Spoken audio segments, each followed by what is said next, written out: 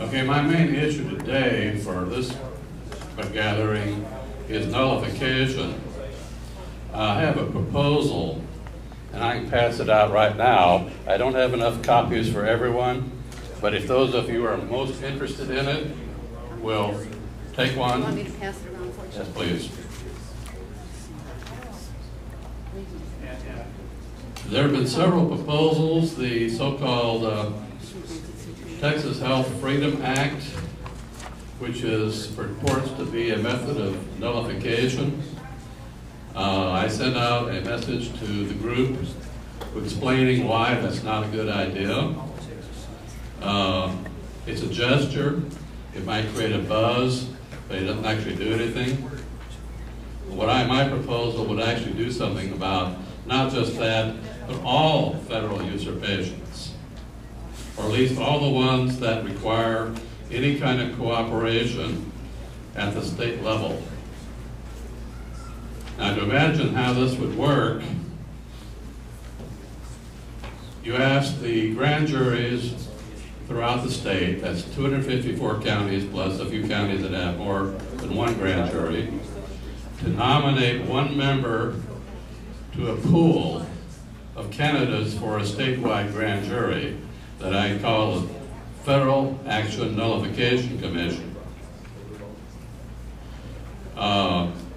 They would be asked to select persons who are not government employees, contractors, or pensioners, but who have some knowledge of the Constitution. Right off the bat, you have a selection pool that's weighted in terms of rural areas. It is by county. Now, of that, there'd be a random selection, using bingo balls, probably, of 23 to comprise the actual commission.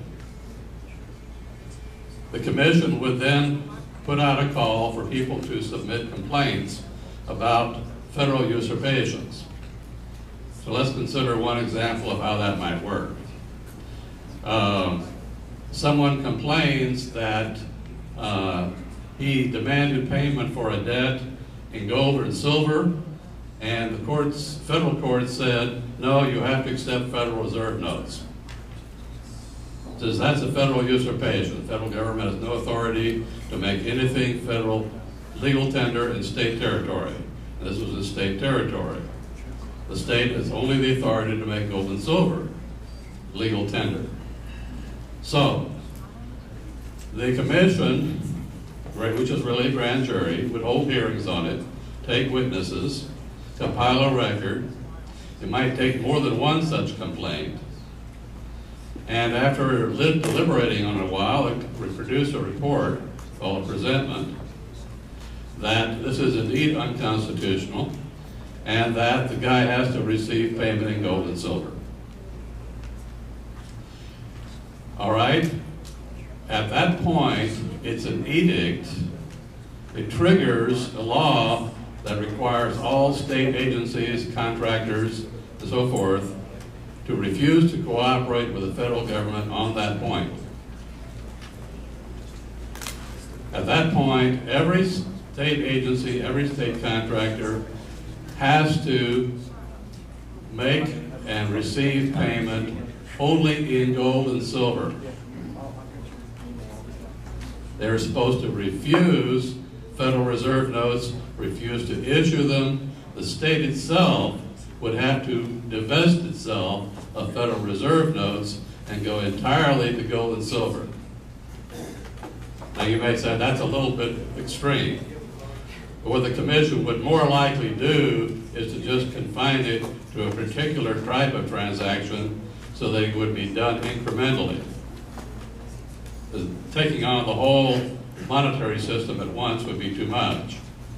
But you can see that by taking on bits and pieces of the monetary system, case by case, subject by subject, you could eventually move us back to a sound money system. A money system not based upon debt, and therefore not subject to collapse of the whole world economy. Now, this can be done on many, many other issues, gun rights, all the federal statute making things crimes based upon the commerce and necessary and proper clauses. Interestingly enough, the application to the Health Care Act is not that easy. It does not lend itself that well to nullification. The one way that you can go after it through nullification would be to go after withholding. And the commission might, by issuing an edict, say that, okay, state agencies and contractors may no longer withhold taxes from the paychecks of their employees. Whole state, all at once. Now you can imagine that if Texas did that and the other states did that, the federal government would eventually be forced to comply with the Constitution as originally understood. Do this issue by issue, case by case, subject matter by subject matter, until eventually we roll back all of the usurpations for the last 200 years. That is about the only way it could be done. But it does require the ability to organize a slightly complicated system. And that is an obstacle to a lot of people who want a simple, obvious, and frankly foolish way to approach the subject. It does not work to pass a bill making a crime for a federal agent to collect an insurance premium. The first thing that happens if you try to enforce it, it would be immediately removed to federal court and dismissed. And the guy who tried to enforce it would be immediately thrown in jail and prosecuted, probably convicted, of interfering with a federal agent. Okay, there are a whole array of options that a lot of people naively think that we have to thwart federal actions that have been totally removed from our array of remedies. We need to roll that back, but you can't do it in the most simple, obvious, direct way you might think of to do it. You really have to know what you're doing. So I am trying to propose something that if you really know what you're doing, you can get it done.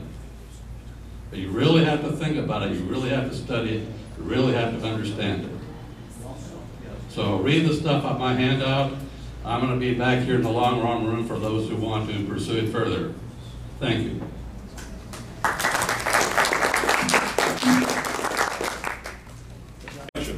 Which, as it turned out, was a way to get somebody in there who had some very strong libertarian values, who's very conservative and constitutionally inspired, and who was one of the few people in Texas, one of the other ones being also in this room, I believe, who was willing to fill out the RLC questionnaire. And it was amazing that he filled it out because he really had no reason to do it at all, since it would make no difference at all since he had such an easy time in the general election anyway. We didn't get into it until after that. And the RLC questionnaire for Texas has some pretty tough questions on it, and David was very honest about it and answered them, and we talked back and forth by email, and I got a very strong impression that he was going to be somebody who would stand up for the interests of all Texans, for their rights, for a better, more conservative, more responsible government, for limiting that government and keeping taxation under control, and giving us the kind of representation that we need to counter some of the big business interests, some of the special interests that have come to control a lot of what goes on here in Austin, in our state government. And I think David's going to be one of the strong voices speaking out. He already has caused some trouble. He's had a few press releases, he's filed some bills, he's stirred up a lot of attention for somebody who hasn't even taken office yet. More probably than any other freshman that I know of. Most of them are just happy to have survived the election. But David has come out of the stall running. And I think he's probably going to keep up that level of activity from here on out, and we'll be hearing a lot about him. And maybe he'll have influence as a result out of proportion to his freshman status. So without further ado, I'd like to introduce David Simpson to come up here and talk to us for a few minutes. And thank you very much.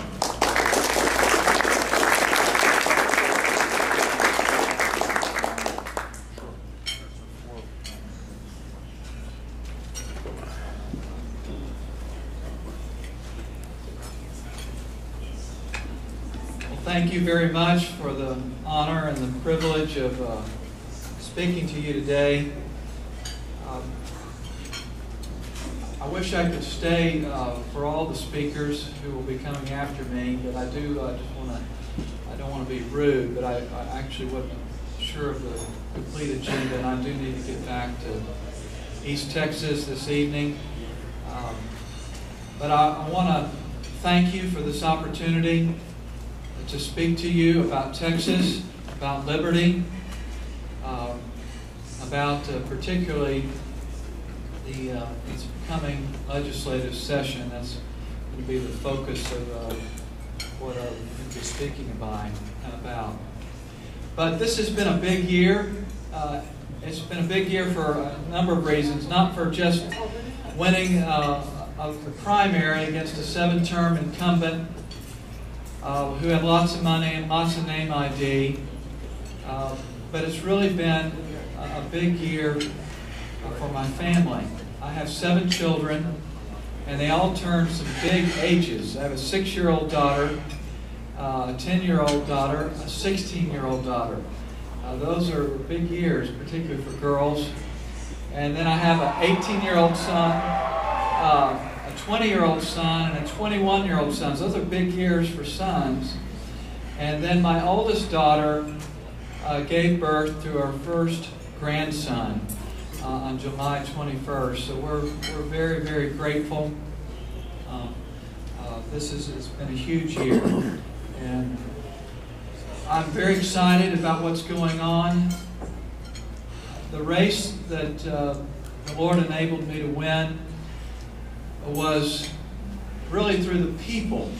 I want to give praise to God and His providence, but God uses means. It's only extraordinarily that He intervenes. And the people got out and worked very, very hard and went door to door with me. And with their word of mouth advertising, we were able to beat this incumbent who had, no one had heard of me, especially here in Austin. I gained friends immediately, I heard that night. But in the district, my church is outside of the district, my work is outside of the district. I announced on the last day I was outspent 4-1. But this election shows that when the people get in front of the politicians, we can hold them accountable, and we do not have to be beholden to special interests and to money. And so just a great year. I didn't have a huge opponent in the fall. I did have a libertarian opponent, but I was probably more libertarian, or at least liberty-minded than my libertarian opponent. We did have a candidates forum, and that was basically the only time I saw him, but he was a nice man. And he said he just basically agreed with me. He probably would do things a little bit more radical than at least I'm seeking to do. I would like to do things more radically than I'm going to propose, but I do believe for the sake of peace, we should pursue incremental, substantial, and immediate reform of our government, but not the bloodshed type of revolution. I think that could give opportunity for even worse government. But my passion is to restore civil government to its proper, limited role of simply or primarily protecting life, liberty, and property, and then getting out of the way. A couple of years ago, when my younger 2 sons turned 16 and 18, I wanted to take them on a special trip that they would remember the rest of their life. So we heard about this 5 days of defensive pistol training out west of Las Vegas, Nevada, at Frontside Firearms Training. And we decided to go there, which was fantastic. I don't appreciate all their highfalutin sales tactics, but they give great firearms training. And on the way, we wanted to go to the Grand Canyon. It had always been one of my great desires to hike down to the bottom, spend the night there at Phantom Ranch, and then hike out. And we did that. But I noticed when we were planning the trip that we were going to be driving by the Guadalupe Mountains over in the West Texas, near the southeastern corner of New Mexico. And I realized that Guadalupe Peak is the highest peak in Texas. So I said, well, if we're going to go to the bottom of Arizona, we need to go to the top of Texas. So we showed up there late in the afternoon to make a 6-mile hike. But we were not daunted by that. It was during the summer, a little longer day. So we quickly grabbed our water, our day pack, a gasification wood stove, and a tarp, and we headed up on this 6-mile hike. And we only took a couple of breaks. But we were motivated because we were going to the top of Texas. And when we got there, we were not disappointed. If you go to my website, you can see my 2 sons standing there next to the American Airlines monument. And you can see for probably 60 miles, nearly to El Paso. You can see to Carlsbad Cavern at night and see the lights there. You can see the big irrigation circles that you normally can only see from an airplane. Just stupendous views. And it was illustrative to me of how great Texas is, but more importantly, what Texas and America, particularly our founding fathers, view of politics and civil government. I compare those wide views there of the plains to be of individual freedom. And I saw the El Capitan as a kind of an illustrative of individual responsibility. You need to be careful where you step. But we were going down, and it didn't take near as long to get down the next day. And as I was reflecting upon my view of the world and where we are, I said, that's a good illustration. And we need to return to the top of Texas. We have lost our view of individual liberty and responsibility. And we have slid down a slope of abdication for several decades. The scripture says in Proverbs 28 and verse 2 that it says that because of the transgression of a land, many are its princes. And if you put that in modern vernacular, it says that because of irresponsibility, because of people abdicating, giving up their personal, individual responsibility, and asking the government to do it, we have huge government. We have lots of bureaucrats. We have many laws. We have so many laws now, it's hard to keep up with. No one understands the Internal Revenue Code. Not one single person. It's so expansive. We have the federal government telling us what kind of light bulbs to put in, how much water to flush down the toilet, and now they're telling us what to do with our bodies and whom we can take our loved ones to and for how much money and for what purpose. We have been sliding down this slope, and we're not just sliding now, we are tumbling head over foot, and we are about to crash. And I think with God's providence, we've had a reprieve. And we've been able, I believe, by the grace of God, to dig in our heels and to stop. I believe that's what November 2nd was all about. But that is the beginning. We have to turn around. We've got to find our day pack. We cannot wait till we're fully geared. We have got to take what we have, and we have got to start hiking back to the top of Texas, or we're going to lose sight of what individual freedom and responsibility is. There was a great French philosopher or sociologist who came to the United States to study our prison system in 1835. His name was de Tocqueville, and many of y'all will be familiar with his 2-volume work, Democracy in America. In the second volume, in 6th chapter, he asks the question, how will despotism come to democracies? And he says it will be more universal, but more mild. It will not torment men, but it will demean them. He said, I do not fear tyrants, but I fear guardians. And indeed, that is what we have today, is a nanny state government that takes care of us from cradle to grave. So when we use the word government, what do we speak of? All of us know what we're talking about. We think only of civil government, and primarily of government that should be the least of all civil governments, and that is the federal government in Washington. But there are at least 3 other governments, and we need to return to them. Civil government should be the least. Self-government should be what first comes to mind when we think of government. Secondly, family government, and then even church government. Think about it. Before the fall, when Adam and Eve were there in the garden, they were made free, responsible, in the image of God. There was self-government, there was family government, and in a sense there was church government, in the sense that they communed with God, they enjoyed walking with Him in the cool of the day. They were free. They worked and they worshiped.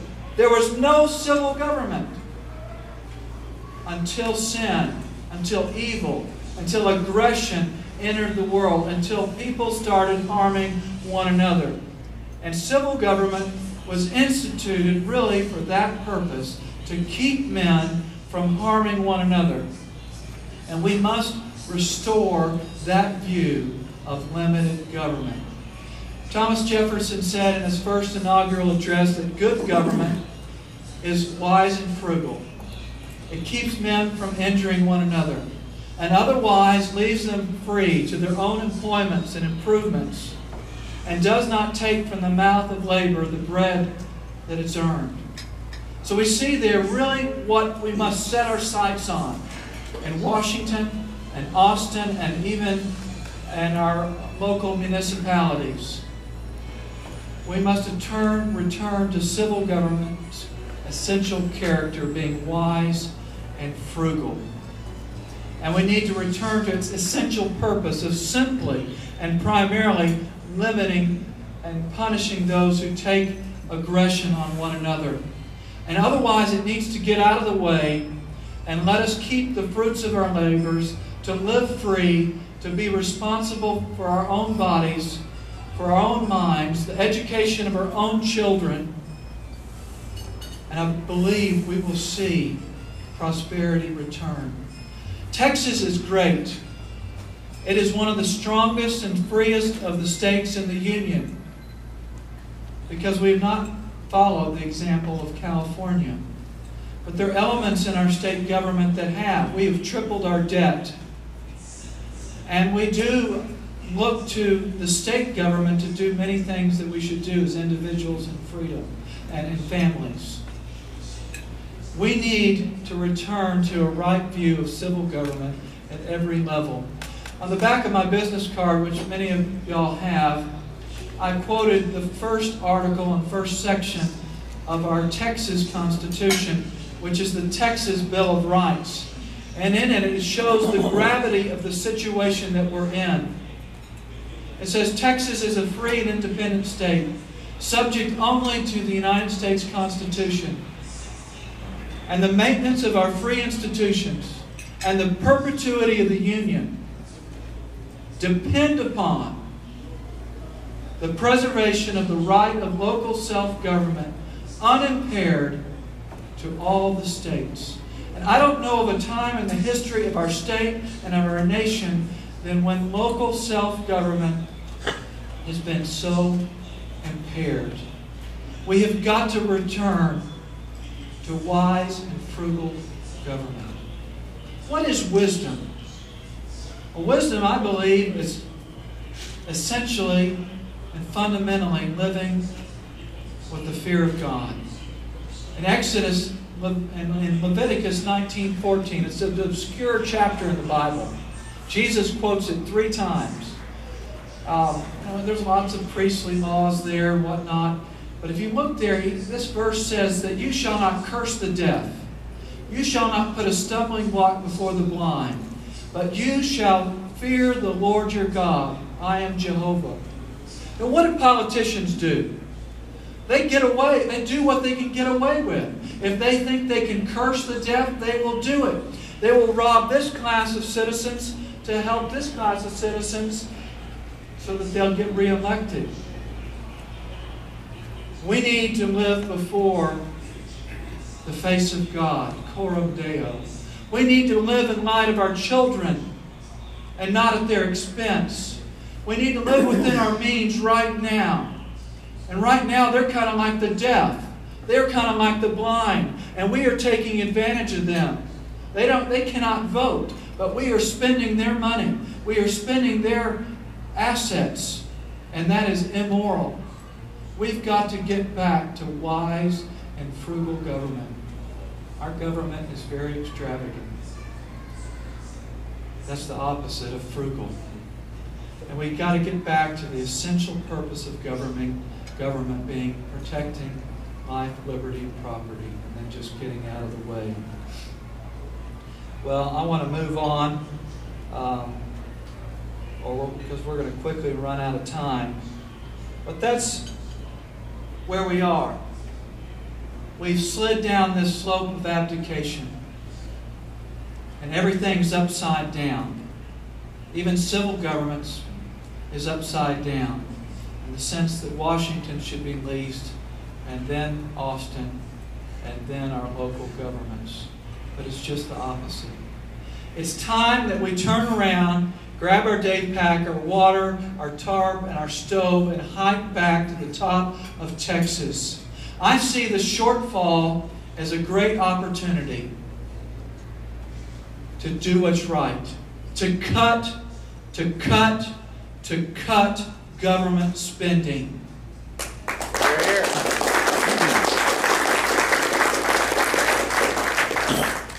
The budget shortfall is a blessing because people are mentally prepared. The schools are all over it. They're maybe learning how to spell spell C-U. They haven't got the C-U-T yet. They do know how to spell M-O-R-E. But for the first time, the Dallas Morning News and other papers are talking about education being part of the chopping block. Now, I believe ultimately parents are responsible for their children, and that our problem in education is not teachers. We have lots of good teachers, and I'm all for them getting more pay. It's not brick and mortar. It's parents not taking responsibility for the children. We're feeding them breakfast with our tax dollars, even when school is not in session. This is when I was mayor of the little city of Avenger, and I saw children being bussed in during the summertime when school was not in session. That's when I wrote my first 10th Amendment resolution, and when I learned to have disdain for the federal government's involvement in our state and local affairs. Right now we have in Texas one non-teacher to every teacher. We have overhead that needs to be cut. We need to get back to a ratio that is much more reasonable. Think back to when you were in school. At least when I think it's more like at least 5-to-1. We have got to tighten our belts. We have got to cut spending. We've got to do some things that we've never done before. Education is a sacred cow, and we need to not treat it that way. And I don't know how the details, but here are the principles. We need equity. In a public system, the money's got to follow the student. If you teach more students, you get more money. You lose students, you get less money. Equity. Poor, rich, black, white, Hispanic, each child gets the same. If you want to have something different, homeschool them or send them to a private school. But if you're in the public school system, there's got to be equity, there's got to be transparency. We need to post every check online. There's also got to be freedom and responsibility. Those are big things, and you shouldn't just leave it up to the Texas House. You need to take advantage of it. Start talking to your school board. Your school board can force the superintendent to put the checks online, and I guarantee you that will start saving money. Well, the general principles, I kind of jumped into one of the details, or at least in a general way, but we've got to cut government spending. If we had capped government spending in 2003 to inflation and population growth, we would have only grown at 23% since then. But we have grown government in the state of Texas 57%. So it's not just a Democratic problem, it's a Republican problem, and we've got to hold our officials accountable. I'm encouraged with November 2nd, but I'll be much more encouraged after we cut spending and save our rainy day fund for a real rainy day, and don't use accounting gimmicks to handle this shortfall. And we don't enlist in irresponsible activities, at least in my opinion, such as gambling, to try to gain more taxes. People want to gamble, that's their business. But the government shouldn't depend upon it for its vital services. Amen. And that's someone's individual and family choice. The government shouldn't depend on the lottery, shouldn't depend on gambling, and shouldn't sponsor it. I was reading in the Austin Statesman this morning, it may not have been today's paper, but may have been catching up, but how we've had one person doing the lottery basically the whole time. That tells me something. Anyway, we'll talk about that another day. We need to pay as we go and reduce our debt. Jefferson said, "There does not exist an engine so demoralizing of a nation as public debt. It will bring on us more ruin at home than all our enemies from abroad." We need to stop chasing federal dollars. Every federal dollar we get, we have to spend 62 cents that we do not have here in Texas.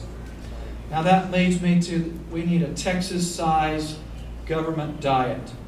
We need to institute a state employee hiring freeze. That would save $1 billion if we just didn't replace anybody who resigned or died unless it was absolutely crucial. We need to reduce state salaries. We could do that by 5%. I'm sorry, I don't have the figure on that. We could roll back the administrative overhead in our educational system to 2006. We'd save $2.5 billion. If we delayed capital expenditures, except for highways, for 2 years, we could save another $1 billion. It's estimated that we spend $3.7 to $8 billion on illegal aliens for incarceration, for education, and for health care.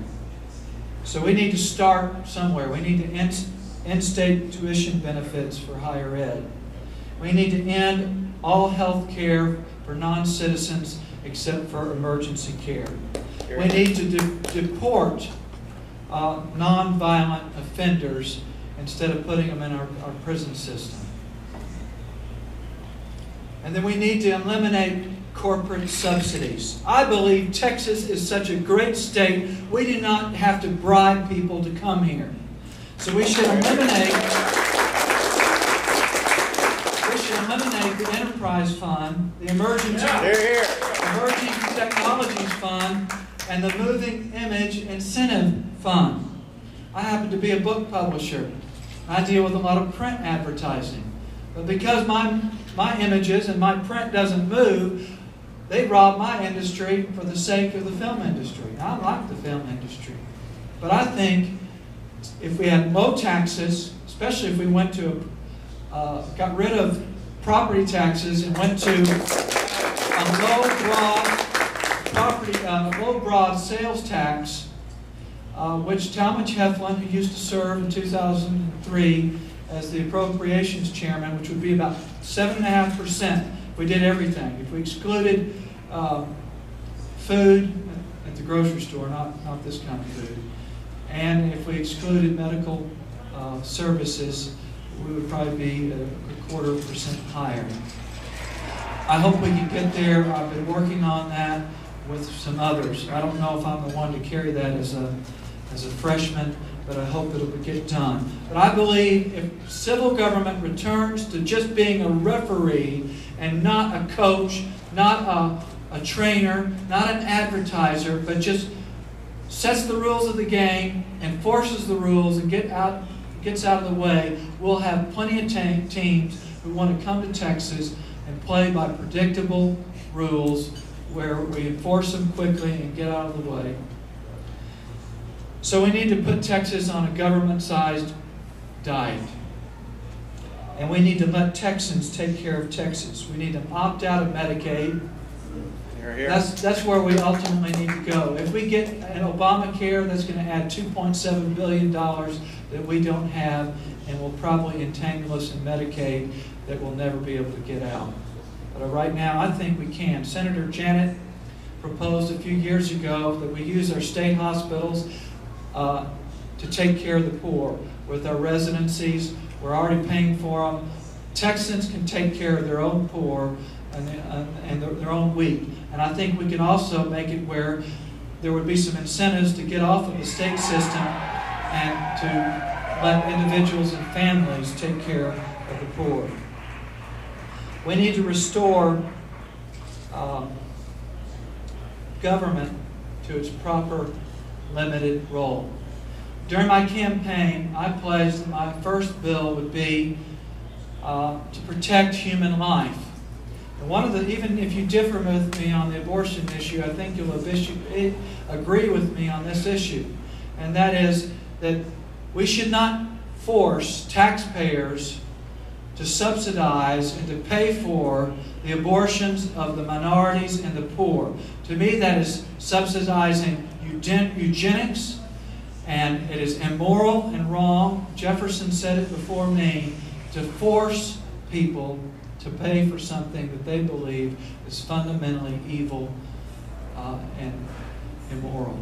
So my first bill is a constitutional amendment, HJR 22. I pre-filed it about almost 2 weeks ago. And a statutory bill, HB 85, that would prohibit the use of taxpayer funds for sponsoring abortions or abortion-related activities. And I thought it was appropriate to do right on the heels of that at the same time a Personal Protection on Campus Act. And so I filed HB 86, which will apply the Second Amendment to our college campuses so that students, teachers, and visitors can defend themselves. Representative Joe Driver sponsored a similar bill last time. He was very receptive of me, and he's going to support my bill. He's going to file a similar one, and I believe 2 bullets are better than 1, contrary to Senator Wentworth, who thinks he has a right to only promote this God-given, inalienable, natural right of self-defense. I thought he would welcome me coming behind him. I don't care if my bill passes, if some bill passes that does that. I don't need the glory. I was just wanting to do it as one of my first acts because I believe that is what the government should be doing, is protecting our natural rights, not taking them away. By taking the fruits of our labors and giving them to people to destroy innocent human life, and taking away the right of a young woman to defend herself in seconds when she's going to have to depend on the police, who will take at least minutes to get there. So those I wanted to be my first acts. Well, I haven't got very far, but I know when I'm out of time for questions and answers, I can talk more about the particular session, but I'll stop right there and give you all an opportunity to ask questions. Yes, sir. The program that you've described sounds wonderful to me. What I'm wondering is, if we have the Speaker of your House be beholden to non-Republicans, non-conservatives, really, what impact will that have, and what are you willing to do? prevent that from happening? Well, 2 days ago, I declared my endorsement of Representative Ken Paxton. And so also did Representative Sheets-elect Sheets, and Representative-elect Cindy Burkett. And I believe that's just the first wave of freshmen who will be challenging the Speaker.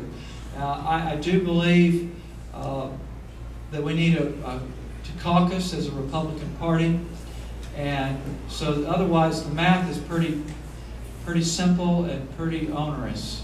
The Speaker only needs 25 Republicans if he relies upon the Democratic caucus, who will give him 51 votes to get to 76 majority. Right now we need 76 Republicans, and that will be probably pretty hard to come by. We lost 3 of the Speaker's lieutenants during the year. I defeated one of them. Charles Perry defeated Delwyn Jones in Lubbock, and then Brian McCall resigned. But he has at least 8, and there's lots of other ones. And even, I understand Dan Branch. He's got a chairmanship. He's probably going to support the Speaker because he believes that's the best way to help his district. But he's a moderate Republican. I wouldn't say he's where I am. I'm hopeful that there'll be some other Republicans as these waves come out more and more for Ken Paxton or for Warren Chisholm that will give guts to Republicans, at least in the caucus and perhaps even on the floor. If it comes to the floor, I'll be voting for someone else besides the Speaker. I'm not going to just light up a green board. I've got to know Speaker Strauss. I respect him. He's a gentleman, but his values differ from mine, and my constituents have consistently and overwhelmingly asked me to support either Ken Paxton or Warren Chisholm. It's a big road that we're on, but no one thought I would win my race. No one thought Jason Isaac would win his race. No one thought most of the freshman challengers would win their races. But I believe God has awakened the people. We're looking at voting records and not just slick commercials. And I'm hopeful that we can win even the Speaker's race. Yes, sir. Yeah. And then I'll come back to you. I don't know how familiar you are with the situation here in Travis County, but a lot of us have suffered terribly under the rule of what some of us refer to as the People's Republic of Austin. You probably heard that expression. And especially in regard to the ETJ, territorial jurisdiction by Austin, who live outside the city limits. So that you have, in effect, applied to individual homeowners to huge amounts of money is regulation without representation. And I think this is unconstitutional. And this is something that, as a state issue, which differs from many other states, but ETJ does not exist at all. ETJ is applied to cities, and the municipality level is fair.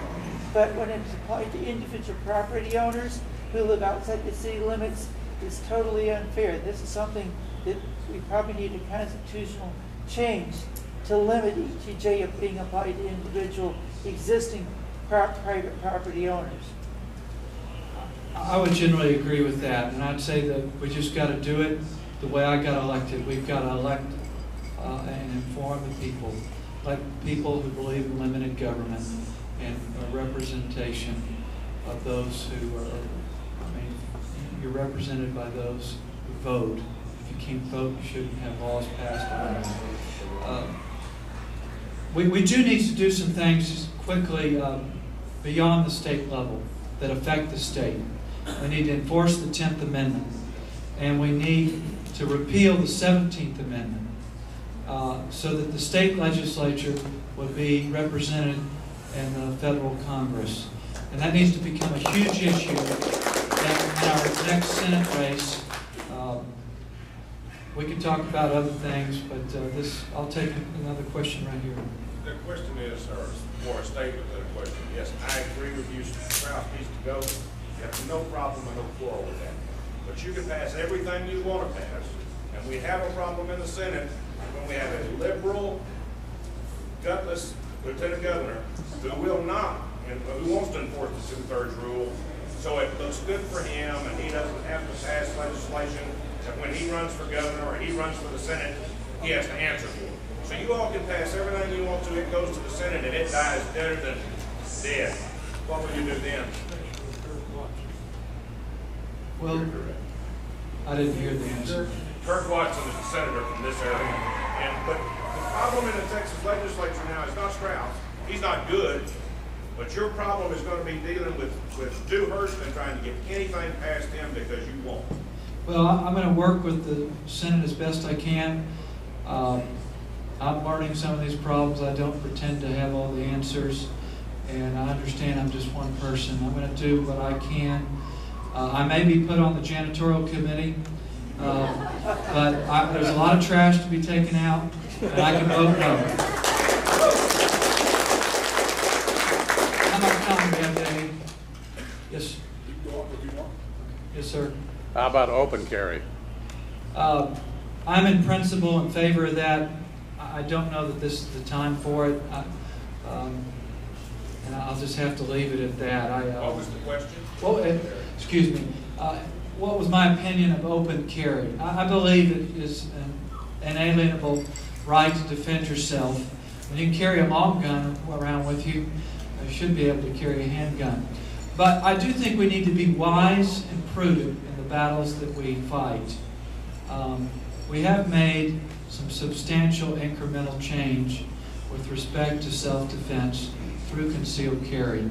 The HB 86 will take that another step forward. I think that day hopefully will come. We have about 11 states, I think, or 7 states that have it, so prove that it's not going to turn the world upside down to have it. And Texans ought to be taking the lead on that.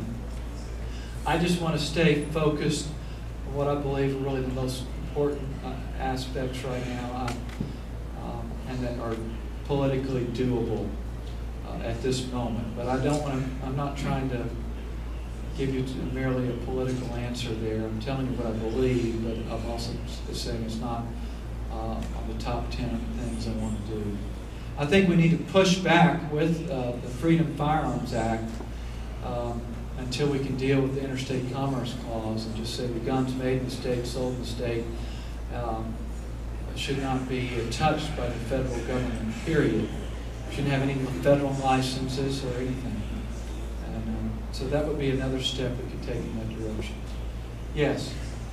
Yeah, do you have any comment or did you hear, which I saw just last week, the head of the DPS came out in an article that I don't think got much attention and said, well, he's all in favor of urging, I don't know how this would be done, but having the DPS conduct random license checks of vehicles and take the video surveillance of license plates so we can determine which vehicles are going to Mexico, coming back from the border, and therefore they can also conduct random, supposedly random checks to see what people have in their vehicles. I'm absolutely opposed to that. I think you should have probable cause before law enforcement stops you. And I'm opposed to the real ID, and we need to be really careful.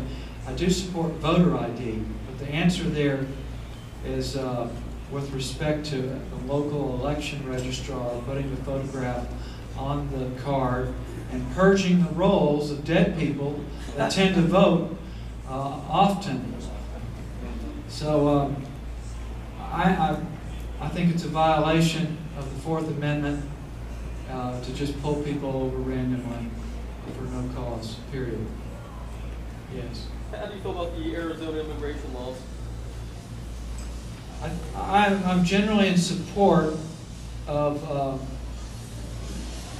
enabling our law enforcement to enforce our immigration laws that have been on the books since the 40s.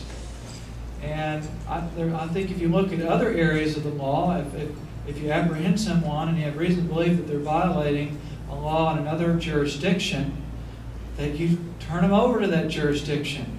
And you have at least a limited authorization to do that. And I think if there's reason to believe someone is here illegally, they should be able to do that. I think there's much we can be done with just enforcing property rights.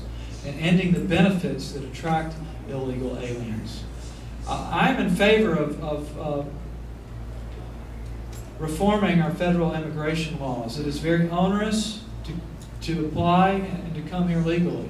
I'm for opening the door to legal immigration. Right now we punish law-abiding, hardworking, family-oriented, even God-fearing people.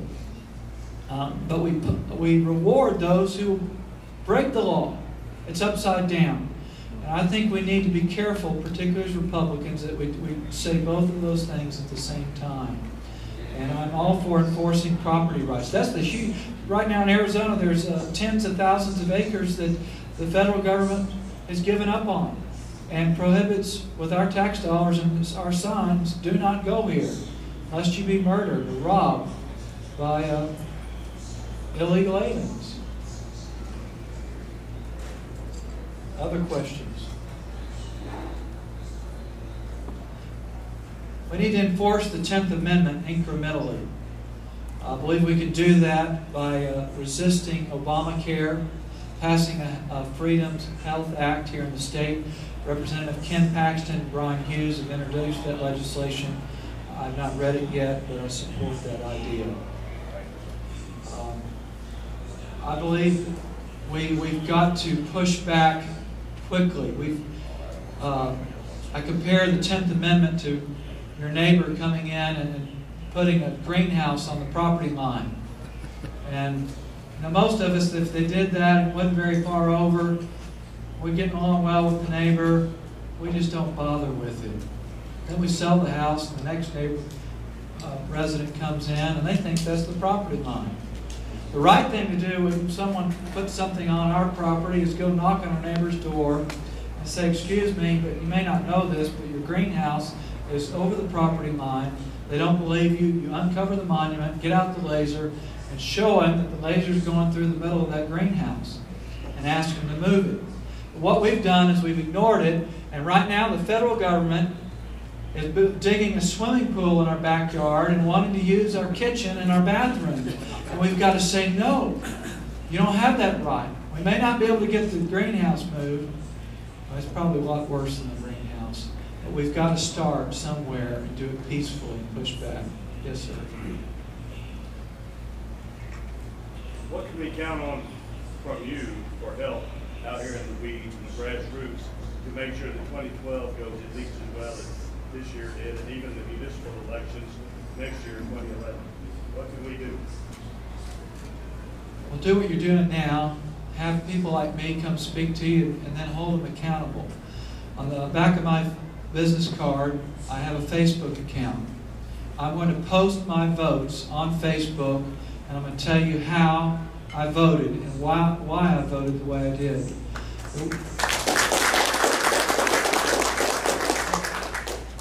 And I hope I'll set an example.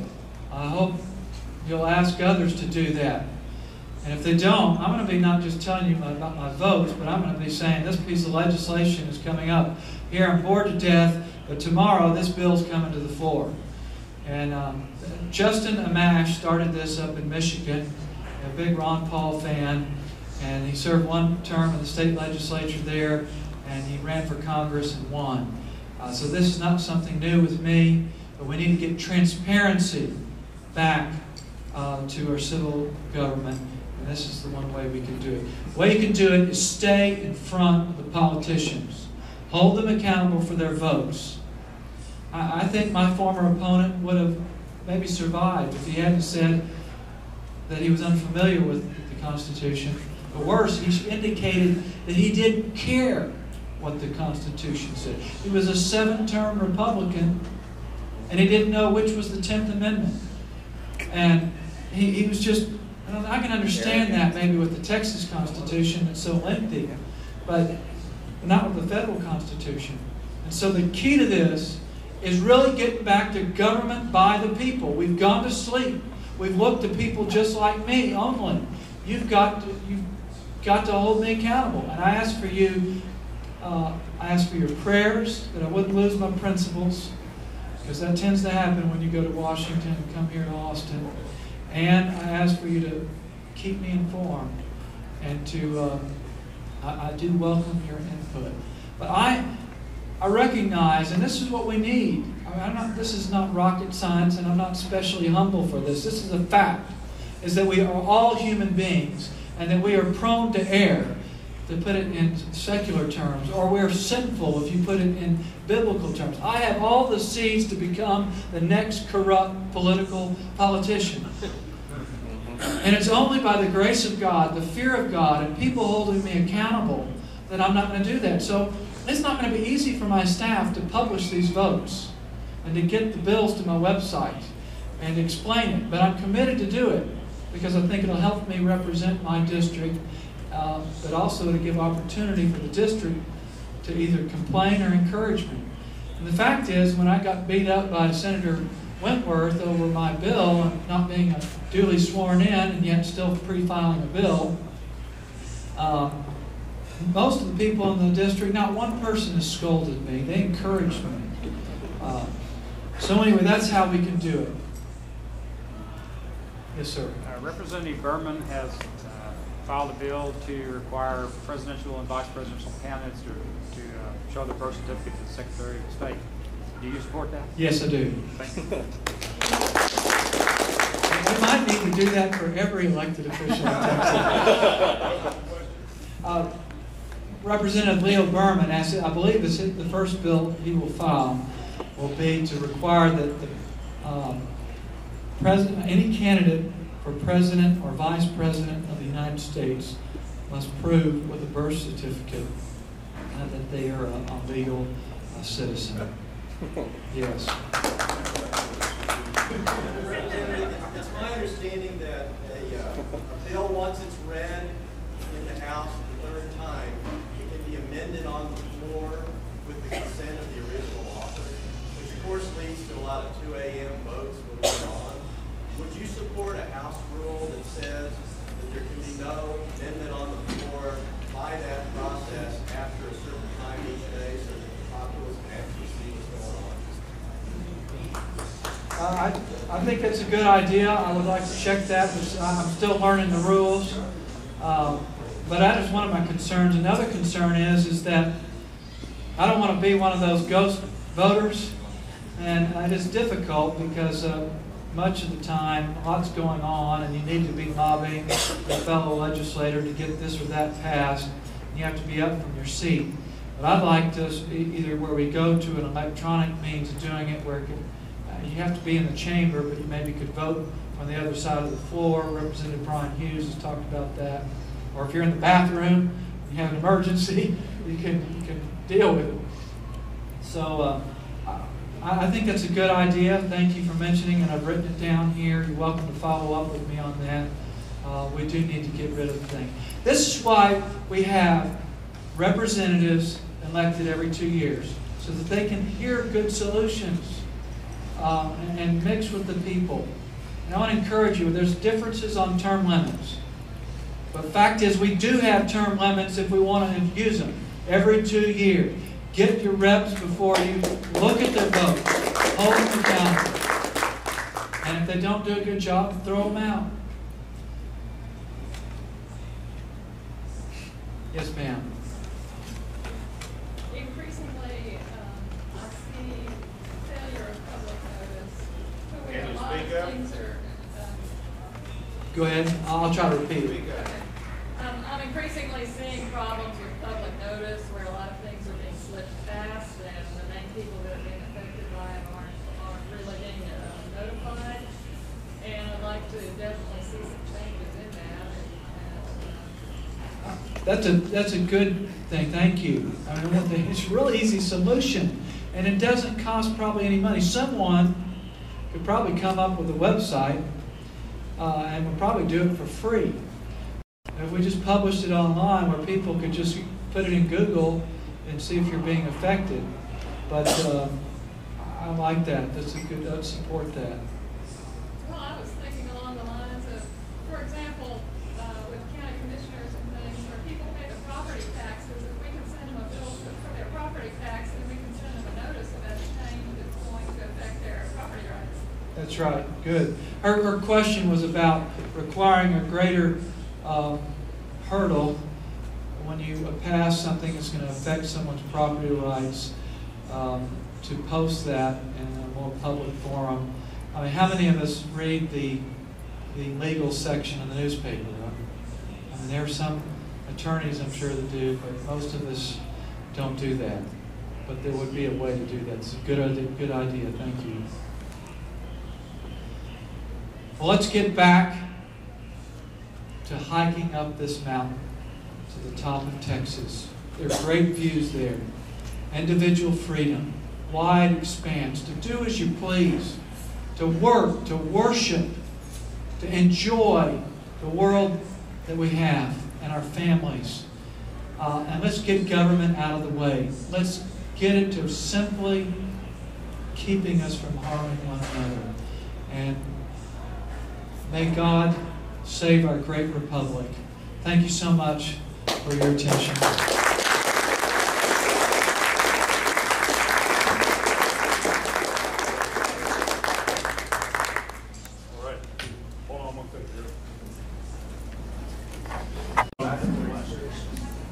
We have other things on our agenda as well, which I hope people will stick around for.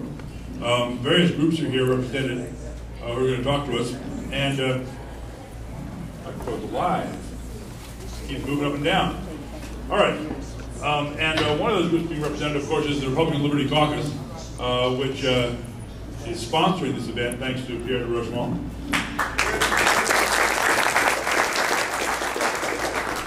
And I'm here to speak on behalf of the RLC in general and give people who aren't familiar with it an idea of exactly what the RLC does on a nationwide basis. Some of you may be familiar with the local group and the things that it does here in Travis County, the efforts that it's made, the people who are involved in it, who are also involved in our county Republican Party, like myself, like Pierre, like a number of others who are precinct chairs and are doing various things to try to advance liberty Republican causes around here. But as actually David gave me a great link into this because he mentioned Justin Amash. Justin Amash, who is from Michigan, is a former board member of the Republican Liberty Caucus nationwide, and he was just elected to the U.S. House of Representatives. And that's one of the things that the RLC does, is it promotes candidates all over the country. And this year we had about 20 candidates who we endorsed elected to the U.S. House of Representatives. Some of them, like Justin Amash and Mike Lee, who was elected to the Senate, are RLC members who are actually, Mike Lee is also on the Utah board of the RLC. And there are a number of others who have served in various capacities with RLC chapters or with the national organization who are also elected. And also people that we found who aren't members who share our values, who believe in the basic principles of individual liberty, limited government, the Constitution, and free enterprise, which are values that I think most Republicans share, or should share if they want to be Republicans. And the RLC exists to promote those values and try to push the Republican Party in the direction of those traditional values that the party was founded on, and which in some cases we have people who've lost track of them and are wandering off in less appealing directions, making compromises that go beyond just the compromises necessary to function as political leaders and go into the realm of compromises that give up fundamental values that this country is based on and compromise too far to the point where they lose sight of what it means to be a representative who is responsible to the people who elected you and to all the people of the country to run the country the way that was intended by the Founding Fathers and which most people in America believe in today as well. The Republican Liberty Caucus on a national level is a 527 organization. Unfortunately, we're not as popular as a football game or as loud, but we are a nonprofit organization with an all-volunteer board and staff. We have chapters in about 32 states at this point, and we have a number of other states which have formative chapters. I think we're now up to the point where we have only 3 or 4 states where we really haven't got any organization. And it's just hard to find people in places like North Dakota and get them organized. And certain states are a little hard to work in, like Vermont, where everyone's a socialist. They're kind of libertarian socialists, so we're hoping we'll get some progress there. But overall, we have some very strong organizations in Florida, growing here in Texas, in Georgia, in New Hampshire, where we just elected 99 state legislators, which sounds very impressive to elect 99 RLC people to the state legislature, until you realize that everyone in New Hampshire has their own personal state legislator, because there are 400 legislator members in New Hampshire. But we also just had an RLC guy elected to be Speaker of the House, so that's a little more powerful. Our candidates are going to be coming into Congress the same way that David's coming into the House of Representatives here in Texas. There are going to be some new guys in Congress like Justin Amash, like Chip Kravach, like, I can't remember their names anymore. You know, the election was like 2 weeks ago and I've already completely forgotten about it. Sort of moving on to other issues. Well, of course, Rand Paul and Mike Lee in the Senate, and a few others here and there. We're gonna have, you know, it's been a situation in the past that Ron Paul was the only guy up there talking about limited government, talking about following the Constitution. And that's going to change. Between the efforts of the Tea Party and the RLC and other groups, we've got people who are going to be in the House of Representatives, who are going to be in the Senate, who are going to be together as a group working to try to push these values that the country needs so desperately. It's not enough people. We haven't exactly elected a majority of either house yet. But it's to the point where with the Republicans who tend to go along with whatever the dominant trend is, and you know, sort of Republicans who share a lot of our values and haven't been able to really work on them, that we're going to have a real influence in changing the nature of the Republican Party and changing the nature of how that party operates in passing legislation and in running the country and in holding the government as a whole accountable. It's going to be difficult, and it's going to require us to elect more people in 2012, but we've made amazing progress because people have started to wake up and realize how far off track the government has gotten, how intrusive it's become into our lives. And you know, once you've got a little bit of that awareness awakened in the people, you begin to see more and more people becoming outraged by some of the things that are going on. This week we've seen a great example of that, of course, with the TSA scandal that's going on. Ooh, TSA. Naked fondling is not my preferred way of going to the airport. But the TSA thing, you know, that sort of came out of the blue. The TSA has been incrementally increasing the level of scrutiny they've been applying to people in the airports, and they've been doing this since 2003. And at this point, it finally reached the point where their level of intrusiveness into our privacy has coincided with people being increasingly aware and outraged, and it really sort of bubbled over to the point where even the mainstream media, even people in Congress, not just Ron Paul, are jumping on the bandwagon to try to rein in the TSA and figure out exactly why they're doing the stuff that they're doing. The fact of the matter is that they aren't making us more secure. The security that we've got right now, you know, we haven't had a real major terrorist incident in quite a few years here in the United States. That's not coming from checking people's junk, as it were, or, you know, x-raying them through their clothes. That's coming from simple common sense procedures that are not much different from what was going on right after 9/11 as far as security of the planes is concerned. And it comes from doing background checks on people who are flying so you know who's flying, and you don't put a guy on the plane who's previously called up the White House and said he's going to blow up the United States. You know, common sense, practical measures are what are keeping us safe, not taking every person and stripping them naked and examining their private parts to try to find some sort of high-tech stealth bomb. The fact of the matter is, the bombs that are being put out there by Al-Qaeda and other groups are not that high-tech. Printer toner cartridges full of explosives is not exactly a brilliant high-tech solution to blowing people up. And they don't have the kind of technology that they would need to do the kind of things that require the level of scrutiny the TSA is engaging in. And you know, you assume a certain amount of risk just by being alive. And that's something that people forget. You have responsibility for your own survival to a certain extent. And we have given so much of that responsibility to the government, and it's time for us to take some of it back. You give the government an inch, it's going to take a mile. And it's going to keep taking and taking and taking. It's done that with taxes. It's done that with a lot of our civil liberties. It's doing that now with our privacy. And it's doing that with our state. All this is being done on the justification that it's going to make us safer. Well, you know, it's like the sort of the rule that you can never really, you know, get 100% of anything accomplished. You always go sort of halfway there and halfway there and halfway there, and there's a law of diminishing returns. And it gets to the point where all the efforts they make to cut back on our privacy and intrude on our rights make only an infinitesimal difference in our security at this point. You can't make us better off with huge sweeping measures when you've already gotten us 99% of the way to where we want to be as far as you know, being safe. What we're more concerned about now is losing all the rights and the liberties and the sort of, you know, privacy and the basic fundamental constitutional rights in the first 10 amendments of the Constitution, which are being frittered away for goals which can't ever really be accomplished. And that's what the RLC is about. The RLC is about standing up to the government on those issues and working, in our case, within the Republican Party, while other groups also work outside the party, to try to advance people to positions in office where they'll be able to stand up for our rights, where they'll be able to try to limit what the government's doing, and to also push issues. One of the big things we've done with the RLC this year, going into the national election that's going to come up in 2012, is we started a legislative task force. The legislative task force is going to work on federal issues, and I hope that here in Texas we'll have something similar not too far down the road. And what they're doing is they're researching all the bills that are being introduced now into Congress as we're preparing to go into the lame duck session and then on into the new session next year, to try to figure out what's going to be introduced and what needs to be opposed most vocally, and what we can spread the word to different organizations to try to get coalitions formed to oppose some of these legislative initiatives which are going to take away even more of our rights and which are going to spend even more of our money, grow the government even further, and every time the government grows, your rights and your responsibility for yourself seems to shrink. And what we want to do is stop that from happening on the scale which it has been happening up until this point. It's a big undertaking because it's been a long incremental process going back generations really to get to where we are today. And what we need to try to do is to scale it back more quickly if we can.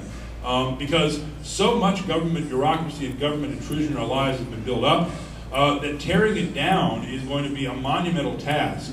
And it's going to require the efforts and the resources of literally millions of people nationwide. Right now we have a million or a few people on board, I think, with all different groups around. And they're very vocal and relatively effective. But they are at the mercy of the media. They're easily distracted and fragmentized and turned away from the chores they're trying to accomplish. We need to get them back on message. We need to bring these groups together. We need to find the common issues that we're all working on and really push them hard over the next 2 years and find candidates who will become our spokesmen, who will join the people we already have in Congress, in the House of Representatives, and the State House, and give them the moral support and the strength of numbers they need to really be effective nationwide and in local politics as well. Now, one of the things, this is the commercial part of my little presentation. One of the things about the RLC is that we're an organization with a very small administrative group at the top and lots of members on the local level and the national level. And we want to encourage people to join the RLC. Almost everybody has one of these, but if anyone doesn't have one, these are RLC information flyers with a membership form. I would love anyone who's here who's interested in being part of the RLC to join. It's only $30 to join the RLC. You get a nationwide, you get an email newsletter, you get some membership materials periodically sent about once a year, which we're just ramping up to do this fall. You can also attend the national convention. And Aaron Bitterman, who's not here, but will probably see the video, will probably castigate me if I don't mention the national convention at length. The RLC National Convention is going to be in Washington, D.C. on February 12th. It's on the day after CPAC, the day when CPAC, conservative convention, wraps up. We're also going to have a booth at CPAC and some speakers there. But the RLC convention is specifically for the RLC. We're going to have speakers there, including Rand Paul will be there. We're going to have Governor Gary Johnson of New Mexico, former governor, who's been doing some events here in Texas and is now in Florida, I believe, who's going to be a president. He's not official yet, but he will be a presidential candidate. And he is very much on the same page that most of us are as far as pushing libertarian issues within the context of the Republican Party. We're going to hold a straw poll. We're going to have various seminars and breakout sessions, which are going to include things like candidate training, teaching people how to be precinct chairs and push issues effectively within the party. We're going to have a bunch of people talking about issues that are of particular importance right now, like ending the Fed. We have David Boas from the Cato Institute coming. He's the chairman of the Cato Institute. He's going to be speaking to us as well. It's got a pretty good cast of people. If you go on www.rlc.org, you will find that there's a lot of information there about the convention, about other things the RLC is doing. Now, I'm going to pass my card around. Or just pass these around so everybody can have one. One of the interesting things you'll notice, the quote from Jefferson that David came up with at the beginning of his speech is actually on the back of my business card. Well, the business card has on it all the information on the RLC, or how to contact the RLC, how to contact me, and find out more. And I hope you all find out more and get involved. We're going to try to be building up a local presence in a much more serious way, and a lot of what we're going to talk about as today goes on is about how to get different groups involved in pushing on some of these issues that so many people seem to have in common now. People you would never have expected, people who are, blue-haired, long-term Republicans, you never expected to really have these values, are coming out of the woodwork and saying, we suddenly realized that the values that we grew up with years and years ago in the Republican Party are not being pursued anymore by the leadership of the party. There's a huge disconnect within the Republican Party between the grassroots people, like the people who are here today, and the party leadership, which has increasingly moved off about its own interests and about the interests of the sort of political leaders of the party. And they have become isolated and separated from what they believed in when they started out, and what we still believe in out here at the grassroots, and they need to be reminded. And our job as members of the party and as citizens is to bring that reminder to them as forcefully as possible, so that they can't forget who they're answerable to and what they should be doing when they're in office. And that's what the RLC is about, and there are more organizations now than there ever have been before trying to do that same sort of thing. So I think we're really going to be able to accomplish some very impressive things in the next 2 years, building on the momentum that we've had up until this point.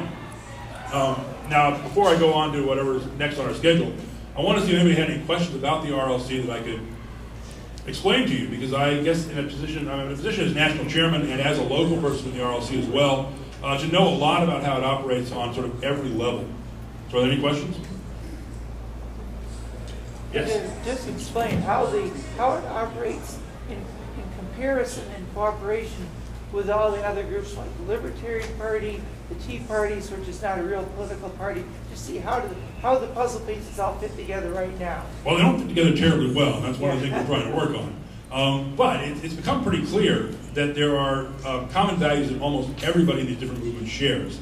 While libertarians and a lot of Republicans don't necessarily agree on some social issues, there's a clear agreement between most Republicans, between the Tea Party and Libertarian Party members, on particularly fiscal issues, on limiting government. And once you get down to limiting it fiscally, the next step is to talk about limiting it as far as what it does as far as people's private lives and personal lives, and how you operate day to day, get it out of our pockets, get it out of our bedrooms, get it out of our checkbooks, and just generally get the government to back off in every way that we can. And a lot of groups seem to agree on that, because that's what a lot of people seem to agree on. What we need to do is find ways to build up those coalitions. Now, there's also a lot of membership and a lot of leadership in common between these different groups. Our RLC board has on it right now 2 former members of the Libertarian National Committee. It's got, who else has got? Well, it's also got 1 former Republican RNC members on the board. We've also got a number of former elected officials and people who have served various party offices in the Republican Party and the Libertarian Party. The RLC is basically made up of a combination of Republicans who hold to older traditional Republican values like the values of Goldwater and Reagan, and libertarians who got a little fed up with the lack of progress in the Libertarian Party and moved into the Republican Party as a way of trying to advance that agenda with a few compromises so they can get along with the rest of the Republican Party and do it successfully. Ronald Reagan said the heart of conservatism is libertarianism. And that is certainly something the Republican Liberty Caucus has been able to demonstrate seems to be the truth. So hopefully with all that we should be able to work together. Yes, John? Yeah, one of the useful tools that we had going for a while until its executive director died was something that Ron Paul organized and led, which was a Liberty Caucus in Congress. And now that we actually have more people who share Ron Paul's views, it seems it would be time to try to reorganize, revitalize that, and enable like-minded members of Congress to work together on legislation. Well, I don't know if you've been following this, but it's been the news the last couple of days. There's an effort going on with the freshman congressman to organize a Tea Party caucus. And that's run on head-to-head with the existence already of the Liberty Caucus, which was a sort of an alliance of the RLC, founded at the same time. Ron Paul was involved in founding the RLC, and he also founded the Liberty Caucus in Congress. It still has some members, and there are a bunch of RLC people who were elected who are going to be members of it as well. It hasn't yet got the structure you're talking about with an executive director and all of that, but I suspect that it will. And once again, as often happens, we'll probably lose some of the best RLC people to end up working there.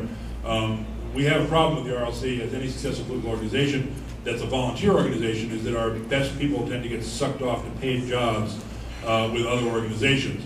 But we'll keep trying to function nonetheless, and that gives us a chance to bring new people up as well.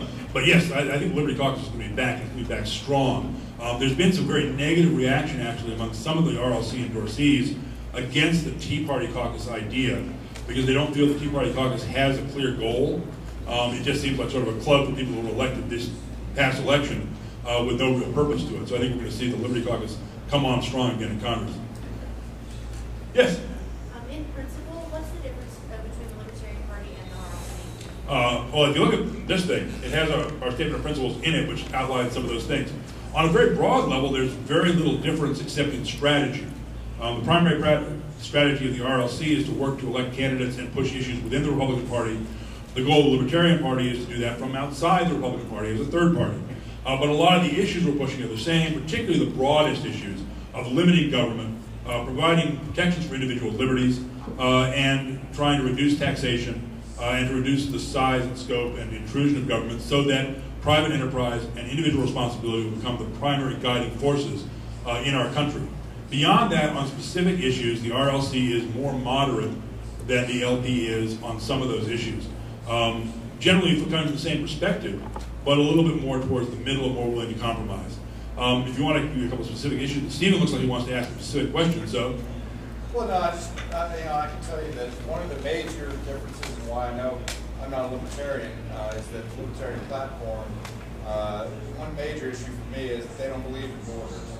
And so they would have open borders. It's a freedom, right to movement thing with them. I do believe in the rule of law, and so that would be a good example of a difference between the Libertarian Party and the Republican Liberty Caucus, at least.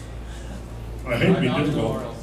I hate to be contradictory, but in fact, the Libertarian Party changed that position in 2002, and their current platform actually does have an endorsement of controlling the border.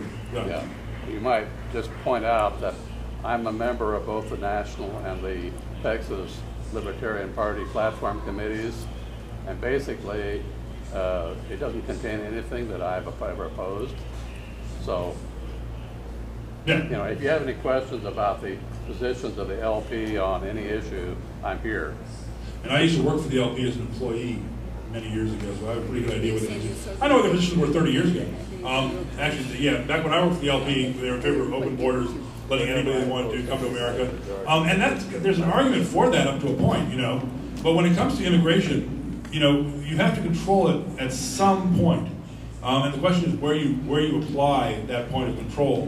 What most people in the RLC believe, and we haven't yet really firmed up our position on the issue because a lot of people in the RLC have different positions. A lot of us believe that the idea for controlling the border would be to have a guest worker program and to control other immigration fairly strictly. But let people come to America when we have jobs for them. That's a desirable thing for the country, for the economy, and for the economies of the countries around us that have people who want to come here. Don't deny them that opportunity, but at the same time, we've got to control the crime and the illegality on the border. And one thing the Libertarian Party and the RLC agree on that would have a big effect on that is we want to end the prohibition of marijuana and to some degree ease up on or find better solutions to the problems with other drugs. Here in Texas, it's pushing 45% of our inmates in prison are in there for marijuana-related crimes or drug-related crimes. 30% of those are in there for nothing but possession of marijuana, or what should be defined as just simple possession, although it was redefined as possession with intent to distribute in many cases on pretty bogus criteria. The government spends a great deal of money, our tax money, on supporting this prison system, and it is no justification for it. These are people who were productive members of society, could be again, and all they're doing is taking up space and costing us huge amounts of money, billions of dollars just in Texas, and there's no reason to have it that way.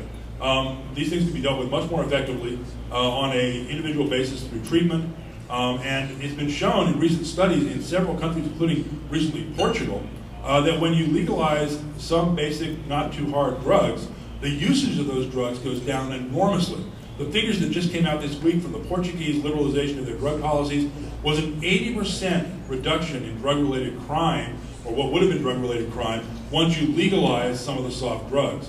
The impact on society seems to be overwhelmingly positive when you do that. And there's now enough evidence that it's very difficult to understand how the government can continue to support this war on drugs, except that the war on drugs makes an awful lot of money for the pharmaceutical companies. It makes a lot of money for the military, and of course for the police apparatus that is very powerful in this country. If you look at things like the Patriot Act, which by the way the Republican Liberty Caucus is against for the most part, because it intrudes too much on our individual liberties, and it expands the state police apparatus far too much. If you look at the Patriot Act, one of the things that it did was to give hundreds of thousands of dollars to police forces all around the country, which was then used to do things like build them fancier gyms and all sorts of things to sort of expand their facilities, and did nothing really to control crime. Crime is controlled primarily by the way people behave in the community and economic opportunity. And the way to fix that is to have a more robust economy, which you can do by cutting back on government interference in how the economy operates, including things like drugs, which of course are a very profitable business. And if that business were legal, that money would go into the economy and would benefit everybody, including, of course, a certain amount of taxation, which would solve some of the problems we're currently having with our government not being able to pay for their extravagant lifestyles. Any other questions? Yeah. You can add the border security for anti-terrorism to the list of border problems now, unfortunately. Oh yes, absolutely. You know, Al-Qaeda is operating freely within Mexico. They're promoting their alliances with various groups within the terrorist groups within Mexico and with the drug cartels. That's a natural alliance for them because they already have a lot of experience in those areas in other parts of the world. The whole drug network around the world is very highly developed. They've got their own summits, their own conferences. They've got a sort of diplomatic system built up, and the terrorist nations are heavily tied into that. And that's where you ought to concentrate your efforts about terrorism, not in invading foreign countries, not in wasting billions of dollars on a security apparatus that hurts American citizens as much as it hurts anybody else. Pierre says that we're behind schedule. I have to shut up now. I'm not going to completely shut up. If you want me to carry on and introduce the next, next on the schedule. Oh, Pierre, here's the next element on the schedule. What I thought we would do, that the purpose of this meeting is to form coalitions.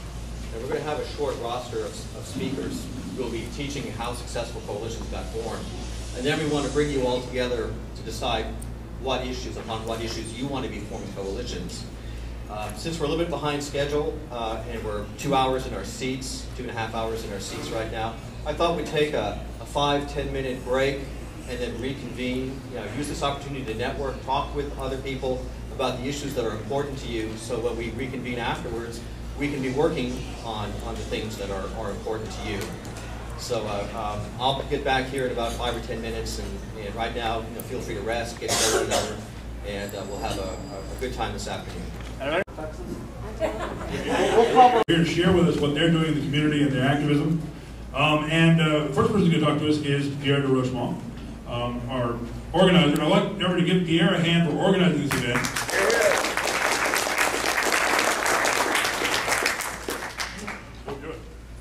Well, I'm glad you all can make it. The way I see it is our nation's at a defining moment. And if we don't shift the paradigm, I think a lot of our freedoms and liberties are going to be lost for a very long time. I'm a physicist by training and profession. And today I'm going to be talking to you about the physics of paradigm shifts. Now, a lot of people look at physicists, and we are basically people who study the laws of nature and apply them in ways to get favorable outcomes. And since a lot of those laws aren't obvious to many, we sometimes appear to be magicians. But when they're explained to you, most of you will say, well, Jesus, that makes perfect sense. And today I'm going to be talking to you about laws that have been applied in shifting paradigms already. They've been applied by our government. They've been applied by Goldman Sachs. And we may as well start using them in our favor. One of the things you learn about physics when you study it, and you find out how the universe evolved and how atoms behave, is you learn that the more you know you need to know more. And as we're learning more, we are learning that consciousness can actually change physical outcomes. It can determine what hole an electron travels through. And if you sit in a laboratory and you think about changing an electronic random number generator, you can actually get ordered sequences out of those numbers. And so I'm going to be giving this talk to encourage you and to let you know that you have far more power than you think of. And the people who we are opposing have an agenda to make you think that you are powerless. And we're going to stop that. You are far more powerful. And we're going to just start that right now. Whoops, sorry. The field of physics from which paradigm shifts, our understanding of paradigm shifts evolves, is the field of thermodynamics. And what thermodynamics does is it helps you understand how systems behave, how ice melts to water and how water boils into steam. And you say, well, how are these states of matter systems? Well, they're actually systems of molecules, and molecules behave like schools of fish. They cooperate with one another. And to help you understand how that applies to us, let's just assume we have a small society of magnetic atoms. And they're living in tyranny, so their orientation is negative, and they're all pointing down. Right? And this is how we're going to change it. You'll say that one of these spins, whoops, I keep on hitting the wrong button. One of these spins, we'll call him Liberty Spin, he all of a sudden has a bright idea. And he says, I understand that our governing influence has set up all of our economic transactions in such a way to leave us impoverished and powerless. And I think we can change that. Well, when you go against the grain like this guy does, essentially what happens is the other guys around him begin to get agitated. You can see these guys begin to, to wiggle, because it is a prevailing phenomenon of magnetism, like society, that the majority rules. And when you go against the majority, they start sending signals, which you see in those little wiggles. So you may have one of those atoms next to him saying, spin, you're just one spin, you cannot change the world. How many of us have heard that? That's not true. We can all change the world. Another guy may say, I know things are bad, but I don't want to lose any more, and it's all I got. You may have some real jellyfish near him who will say, shut up, spin, you'll put us all on the list. And now we're all hearing that today. Now, because the way this works is the spins are additive. If you have 5 pointing down, the force downward is going to be 5 times more powerful than the force upward, as we have in this situation. And over time, it doesn't make a difference how strong that is. The cooperative effect of the 5 pointing down are going to cause that bright idea to burn out. How can we balance the odds? Well, the way the odds get balanced is if you create a situation where you actually have some spins that are familiar with the concept of liberty. They've been educated, and they're pointing up. So at the moment that Liberty Spin has this bright idea, you now have 3 against 3, which means the neutral force, the forces are now neutralized. There is no net force. And this is a dynamic that can start happening. So at the local level, you'll see that you've got these 3 guys here. They can work on this guy, and he'll eventually change his idea because he's outnumbered 3 to 1. And now you have a situation locally where you have 4 guys working against these 2 guys, and so eventually the jellyfish will start saying, wow, spin, you rock. And how many times have you heard that from the spins? And so this cooperative influence will allow this bright idea to shine, and that's what we're here for. We all have bright ideas. We all recognize a country that was better than it is today, and we're going to make that idea shine. So how do these elemental concepts apply to societal systems? Well, oddly enough, people are an awful lot like magnetic spins. We all have attitudes, right? And these attitudes can be oriented for or against things. So they can be aligned with liberty or they can be disaligned with liberty. And the way that you can get these systems to change is you start releasing something that physicists call a messenger particle. And what a messenger particle does is it communicates intelligent information. And so if you look at this giant system, like a societal system where you have a lot of these individual components, the messenger particle can hop from other spins neighboring, and they're going to be carrying information with them. And let's assume that this messenger particle has the ability to convince 40% of the people he meets to change, to reverse their direction. Well, you'll find that the messenger particle is going to go along, and it takes time for him to make that. And in practical terms, this messenger particle can be blogs. It can be events like the one we're having now. It can be Facebook pages. It can be calls to talk radio. It can be radio shows. It can be producing documentary films, as we've been seeing the Liberty Movement do. But you'll find that if you're just one particle, right, acting as yourself, you're not going to accomplish much, because at the end of the day, just one voice can only approach so many people. And the vast majority, you're just not going to get enough people to turn over. And the reason why I'm making this point is it's going to run against our efforts if we're all united under one single umbrella. We're going to be far more effective if the RLC collaborates with the Central Texas 912ers or the 912ers nationwide, and we collaborate with the Tea Party people. And when we go to the State House with our coalitions, that they see that we're represented by a broad and diverse swath of society. And that's what we want to do this afternoon. But again, if we're just one particle carrying this intelligent information, we're never going to work. Now, and over time, all those spins that you had converted to turn up with you are going to reverse their direction.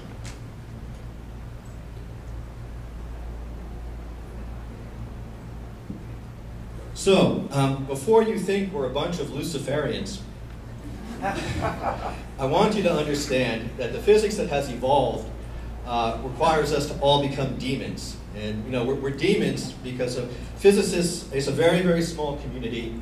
We have lots of colorful people who love whimsical phrases. And James Clerk Maxwell is honored, in the fact that we're all going to become Maxwell's demons. He was the grandfather of electromagnetism.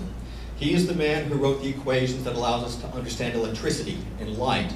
And so the electrical power that we have today, these devices that we have today, are due in large measure to him. He was also the man who cemented the foundation of thermodynamics. And his equations were almost 100% perfect. But there were instances where the 2% and a persistent 2%, his equations didn't apply in those instances. And so he kind of dismissed that as, oh, those are just the demons in the system. Well, James Maxwell worked in the 19th century, and over the last 100 years, physicists have been trying to figure out exactly what the demon in the system is. So with the perspective I just gave you, what a demon is they are messenger particles, but they're messenger particles who have enough enthusiasm to create other messenger particles. So as they're going along, let's say that they can go out and convince 40% of the people they meet to join them. They actually have an ability every time they meet 1 in 4 people, 25% of the chance, they have the potential to create another messenger particle. And so what happens when you do this is you'll have your demon running out, and all of a sudden you have 2 demons running out. And then before long, you're going to have 4 demons running out. And then before long, you're going to have 16 demons running out. And then what happens is you start balancing the odds to such a high degree that you get a wave to go across your society. And the proof that this exists is there was a group at Los Alamos National Laboratory who weeks before the Berlin Wall used this mathematics to predict that the Berlin Wall was going to collapse and the CIA had its head in the dark. Right? A small set of these people actually went out and created an investment fund where they were using this mathematics to pick stocks. And Goldman Sachs hired them and employed them to create the program trading that had been used to gain the stock market.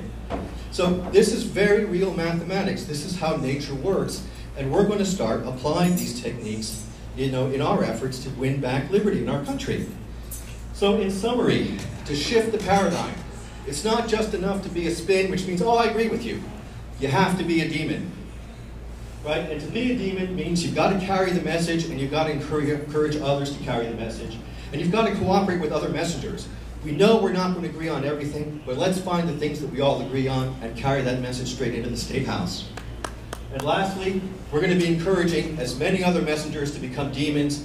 Their job is going to be to go out and to create other people who will be carrying the message for us. And it's as easy as that. These things can change overnight like they did in East Germany. Thanks.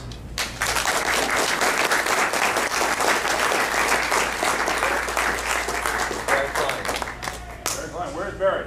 Can we get to ask questions? Yes, ask. No, actually, in this session, I'm going to, excuse me, if you don't mind if I override. Oh, please. We want to limit the one-way discussion. We want two-way discussions, and we want to open up the floor to all of you who have come, because you all have important issues that we haven't thought of. So for the speakers who are here right now, I'm going to, if there is a question, maybe they'll decide to have 1 or 2, but I do not want an endless drone of information. I want you guys to be carrying your messages out to the public, and so we're organizing coalitions that help change the paradigm. So you'll have to remember your questions and ask him later. Barry Klein comes to us from Houston. He's going to tell us lots of good things now. Thank you, Dave.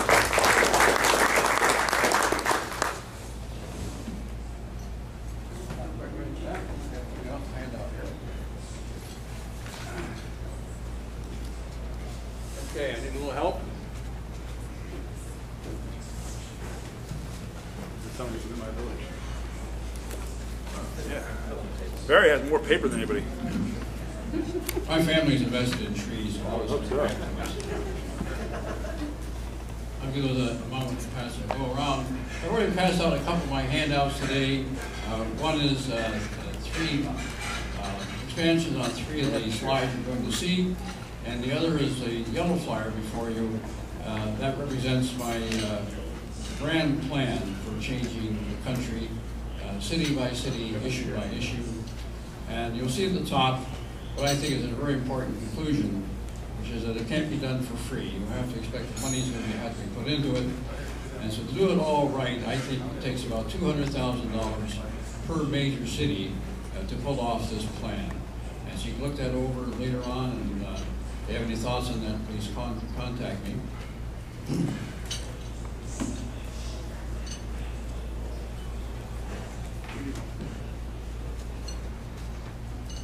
I've been an activist in Houston for almost 30 years now, and I currently head the Houston Property Rights Association.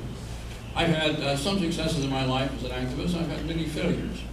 And what I'm going to be showing you today, which you already have in front of you, is sort of a summary of what I think needs to be done to have more success. In fact, I think we need to have lots of successes. And it's a matter of picking your issues carefully and going out and building a winning coalition and then pressing on to victory, forcing a change in public policy, and then using your contacts through that work to build and reach into more deeper, more philosophical issues regarding public policy. So, let's see if I can figure out. Okay, so only the left, only the right. That's right. And one of the buttons on the right is the timer. That's right. Then go on. There we go. That's the timer. Well, you tell me when I run out of time. Okay. The name of my strategy is play politics to win. Ultimately, gentle engagement. I have a third title for it. Free brand, the free market movement. And I think it's a matter of picking your issues and letting people get a better impression of what a free marketeer is.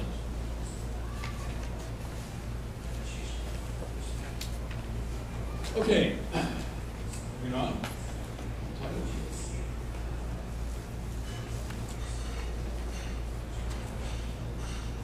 Okay, well, that first word in caps is important, humane. If you look at your paper carefully when it comes to you on a daily basis, you'll see lots of stories where government is being very unkind, inhuman, inhumane, brutal to people, and it's an ongoing story in many issues. I'll give you an example. In Houston right now, we have a festering sore regarding our police lab. And it was developed 5 or 6 years ago. It turned out they were convicting innocent people. They weren't pursuing the guilty. And the government didn't care even when some of this reached the papers. The government was very slow to fix the problem. It is still not fixed. Our current mayor, a woman, is neglecting a problem that was just materialized a few weeks ago. They discovered an ignored storeroom where they had rape kits, 14 years old, that they had not tested, and she's not rushing to get those tested. She says, I need $1.3 million. I'm going to ask the county to help me pay for this. We'll contract with the medical center to get it done. When I find $1.3 million, well, she's got a $4 billion budget to play with. She's not rushing to fix that. That's an example where government is obviously in the wrong. It's being inhumane. And if we had the right kind of people, right activists ready to jump on that issue, they could quickly, I think, build a coalition to push the government to take the right steps and get those rape kits tested and fix the other problems with the DNA testing in the police lab. It's an ongoing sore. And I will mention that you folks in Austin are lucky because you've got the same problem. I just read in the paper, my paper, a small story. I must have gotten some coverage here that you have a problem with your police lab. You had unqualified people doing the testing, which apparently is going to put a lot of convictions at risk. I would think that's an opportunity to jump on. Okay, so by putting together a coalition of folks to go out and talk to groups, get them to adopt a resolution calling for the appropriate change, and then going down and talking to the legislators, the City Hall or Commissioners Court, because it's all recognized, it's not appropriate to have a non-functioning or poorly functioning police lab. They're not going to give you any pushback. Once they recognize the public is demanding that system start to work right, you will get change, and then you've got a victory. And that's something that's very rare in the free market movement, is to have a victory. So I think that's relatively achievable. And one of the side effects of doing that is that by the time you're done, you will have encountered most, or a good percentage, of the opinion leaders in your city. You've gone to civic clubs, homeowner associations, trade associations, political clubs, The website for the Democratic and Republican parties in Harris County is roughly 40 clubs for each party. And I've looked around the state, and other cities, larger cities, also have clubs. That's another place where you can find groups to contact with. And as you're doing this, they're going to become acquainted with you as the free market activist and become more interested perhaps in your other ideas. So it gives you an opportunity to educate, which as everybody knows, including Ron Paul and Thomas Jefferson told us, you have to educate to keep people on the right track. Okay. Bottom line, these short-term successes as stepping stones to more of the fundamental reforms. All this is things that are extrapolations from my work in Houston. I've never done this myself. I simply see it as what could be done.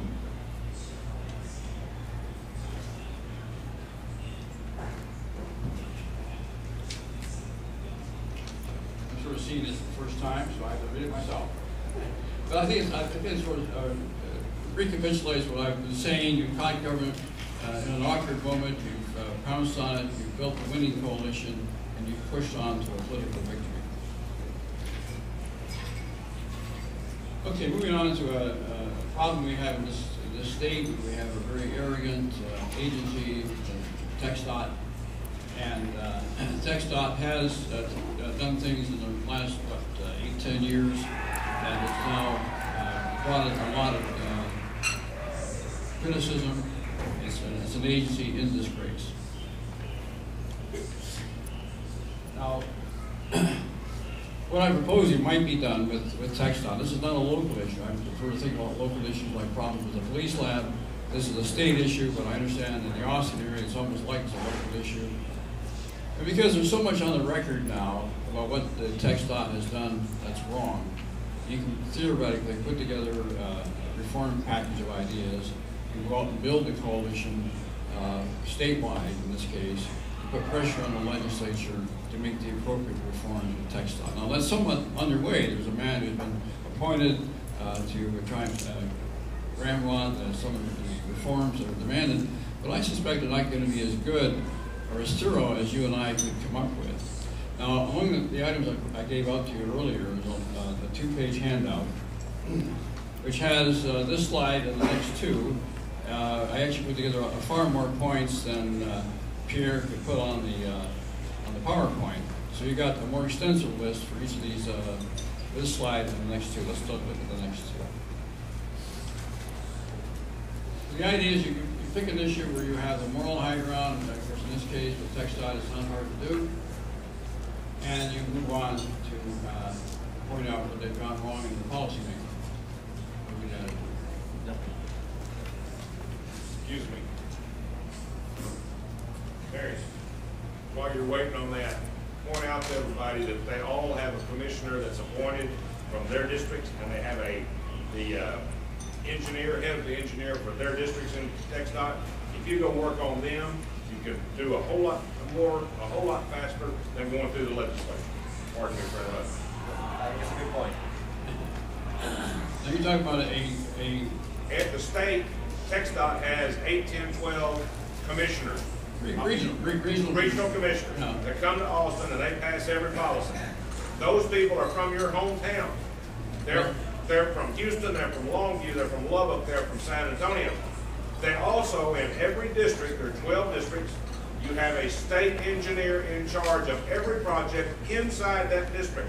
You go get his attention and you get that district commissioner's attention and you change the policy quickly. Let me show what that's not going to work for you. I'll show you right now. The problem is number two.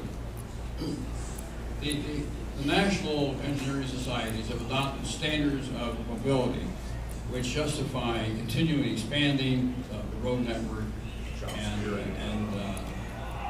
and raising taxes to do that.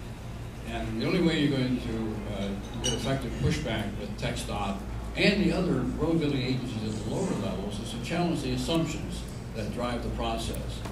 And so the reality is that the travel time, no matter how bad the congestion is, stays under half an hour in all the states, all the cities of Texas. The average travel time in Houston is about 27 minutes, a little less than Austin. The average time statewide is about 22 or 23 minutes based on the year 2000 census. And that's an ongoing pattern. decade to decade, city to city, country to country, with a few exceptions. And usually where you have the exceptions, where more people are using mass transit, because mass transit takes you almost twice as long as a car to get you to work, and so you're going to get a higher average in those cases, such as New York City region. But that's where you have to, I think, push hard, is to get the state of Texas to acknowledge there's more than one way to understand traffic dynamics. And once we do that, then they've lost the credibility of their primary argument, which is that they've got a computer model that shows that in 30 years we're facing gridlock.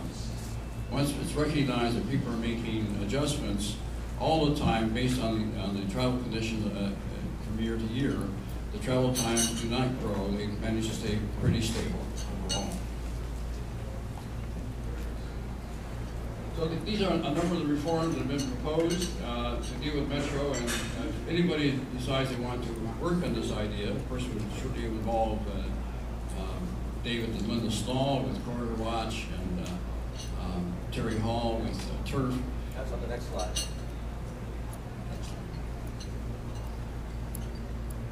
There you go. So these are all the groups. Corridor Watch and Turf would be the first groups to work with, because they've got the most intense understanding of the problems with the current system. But once you have your ideas fully conceptualized, then you can reach out to other groups which have a stake in what the highway department does and what other road building agencies do. And I think once you achieve that, you've actually done a lot to defund the Texas establishment. Because you look around at what's happening at every level of government, it's highway engineers and their cohorts in the building field and the developers are very much shaping public policy, because they benefit from what government does in terms of transportation.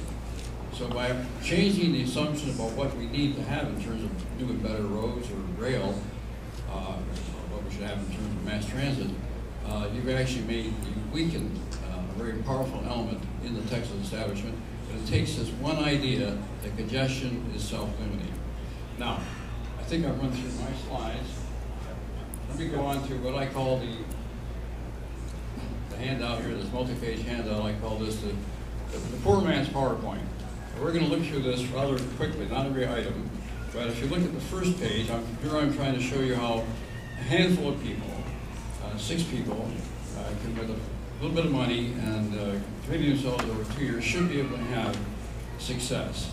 Actually, one person can do this. One person with time and a computer can do a lot of the things that I described here. Look on page 2. 254 counties, and then they grade them based on how confident we are in each candidate's conservatism. And the A ones are the ones we are 100% sure of, and it goes on down to F. And the Fs are the ones you probably shouldn't vote for if you want to vote for true conservatives. And this is available free of charge on our website. But for the legislative purposes, let me go on to, okay, the question often comes up, do you know who your legislators are? I hope you all do, I imagine you do. The next question is, how do your legislators vote? Do you know how high your legislator scores in the indexes that organizations like mine put together? Well, here's the list from the 2009 state legislature and the House of Representatives. And I've sorted them by score. You see the highest scores at the top. There's all the Republicans. You'd expect them to vote the most conservatively with the highest numbers. And then you get way down here to the 50s, and Democrats start showing up. But think about it. How good a Republican is this who's only voting 48% conservative? And poor old Jim Pitts down here, he's got Democrats on top of him. Well, this was the core of our opposition to Speaker Strauss, because in the last session where he was a voting member, he scored 52%. There were 8 Democrats who voted more conservatively than Jim Strauss. That's why they all voted for him for Speaker. This is free for anyone to look at heritagealliance.com. Just click into the legislative scores. So here you can find out post-mortem how your legislator voted after the votes are done. But just as important is, what are they voting on right now? Now, as soon as the legislature gets ready to go, we will have all the bills that are filed that we think are going to get through committee ranked here under bill analysis. And there are 5,000 to 6,000 bills that we expect to be filed. That's the number that's usually filed. You can't possibly analyze all those. We would have to have an enormous paid staff.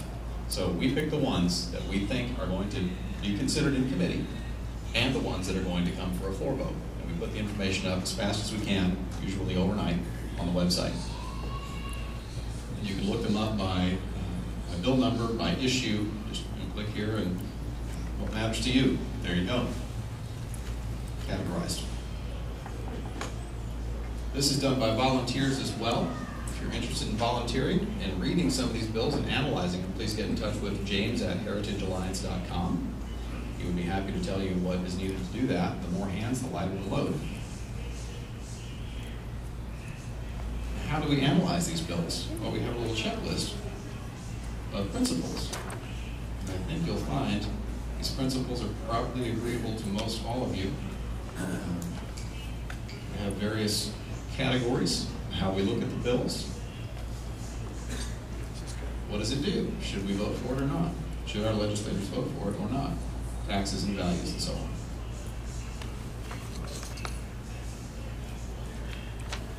Now, if you know about the bill, you know what's in it, how do you contact your legislator? Here's a quick question I always like to ask this. How many of you have your state rep in your cell phone? Please put it in there. It's never been easier. There's really, I mean, what excuse do we have for not having them at our fingertip? Every lobbyist has your state rep in his cell phone, probably knows his kids' ages and birthdays. But the one thing that lobbyist can't do, again, is fire your legislator. You can, because you're a registered voter. We'll look quick at the member section to show you, oh, we're going to have to log in. If you do become a member, and membership is free, we share members with everybody in Texas. You know, you're not excluded because you're also a member of the party or something else like that. It'll tell you who your reps are. Here are mine on the left. You've been one of the worst state senators there is. Yeah, he kind of brings up the rear on the, on anything. Yeah. Okay, so go after that. Okay, there are your state reps. And we have the contact information right here under legislation, under my elected officials. Now, what do we do with all that information? Now, we're providing it to you. Anytime you want to use it, you're welcome to. What do we do? You don't have to reinvent the wheel to see how useful this stuff is. When the speaker issue came up, as it did November 3rd, I thought I was going to get a vacation after the election. No. November 3rd, phone started ringing, the emails started flying. Here goes, we're going to fight. It's not even January 11th. That's when the vote is. Well, we promptly made an alert to our members, and everybody who's on our mailing list, let's got this. We make the case briefly. Here's what we think you should do. If you agree, go ahead. You'll see how we cleverly linked his score on our website. So if you want to take action on this, click that button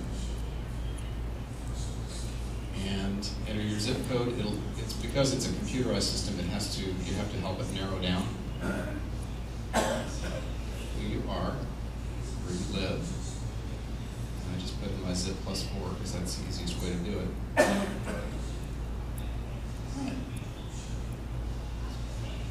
Here's your email message. See, there's my rep, Jim Jackson. Don't mind that it says Texas State Senate. That's a bug in the software. It's being fixed. You put in the subject line right here. Here's your customized email. Title it however you want. Don't use profanity, please. And then go over here and you can write your email in this blank. And you can use our verbiage, if you like, or your own, or go back in and edit it.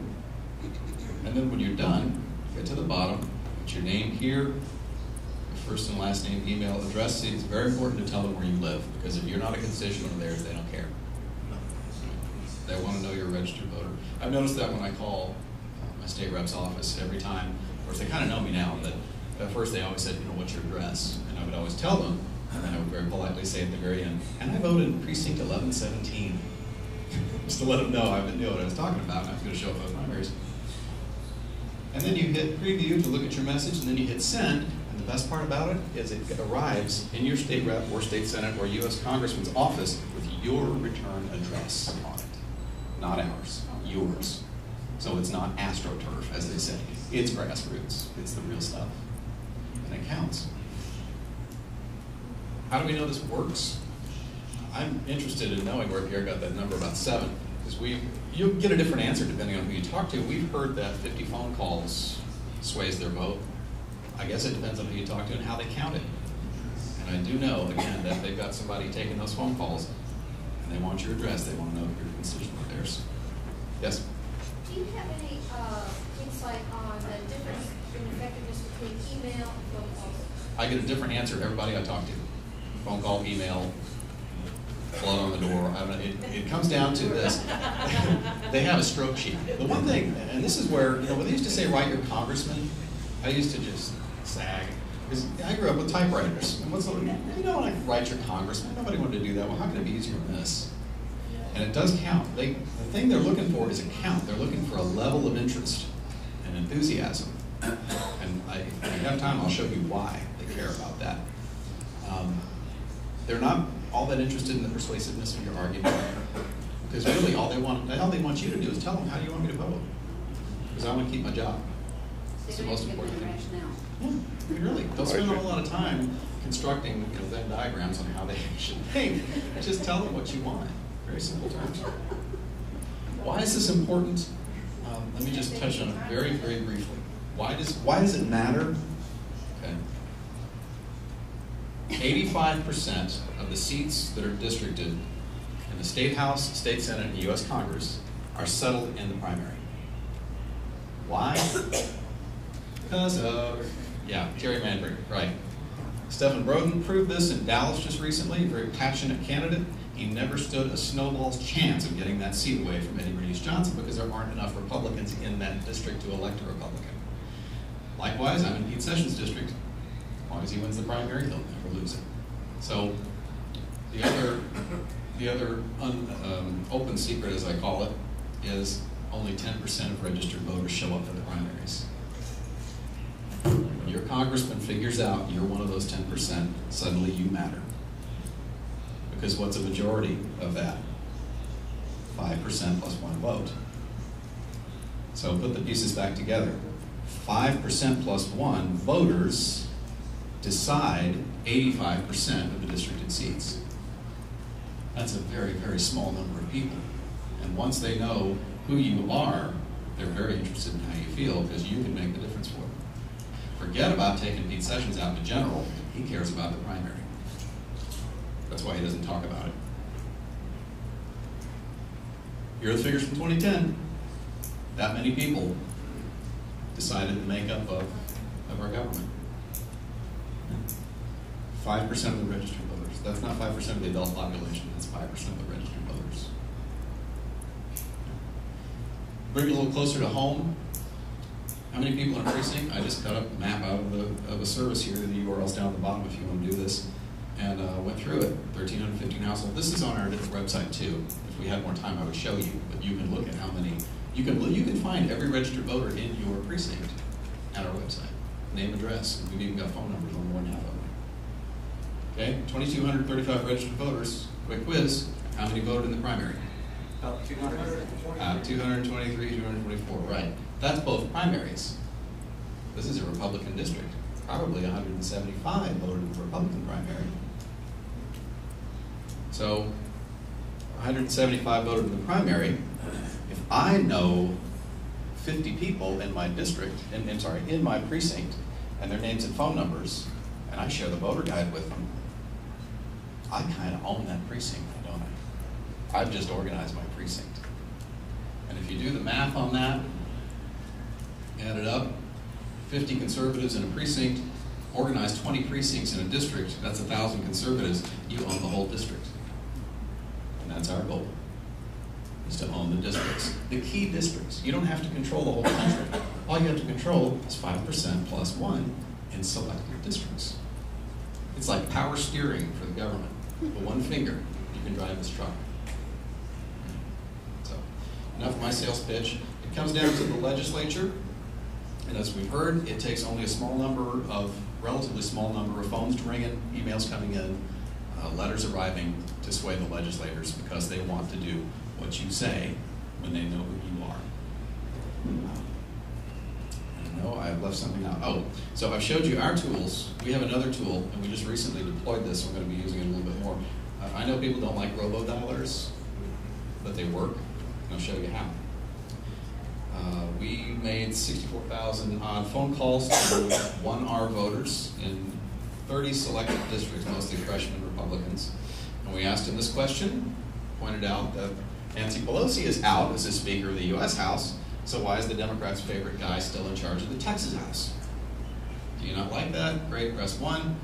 More than 4,000 of them pressed 1. We explained a little bit, then we told them where to go, txvoice.com.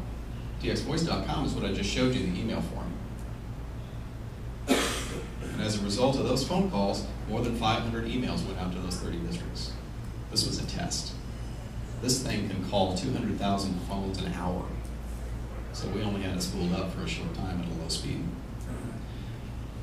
That's grassroots, making the phones ring. And lots of organizations can do it. We make our robodialer available to others at an extremely low rate because we're not in this for money. We're in it to make things happen, as long as we agree in principle with what's being done with it.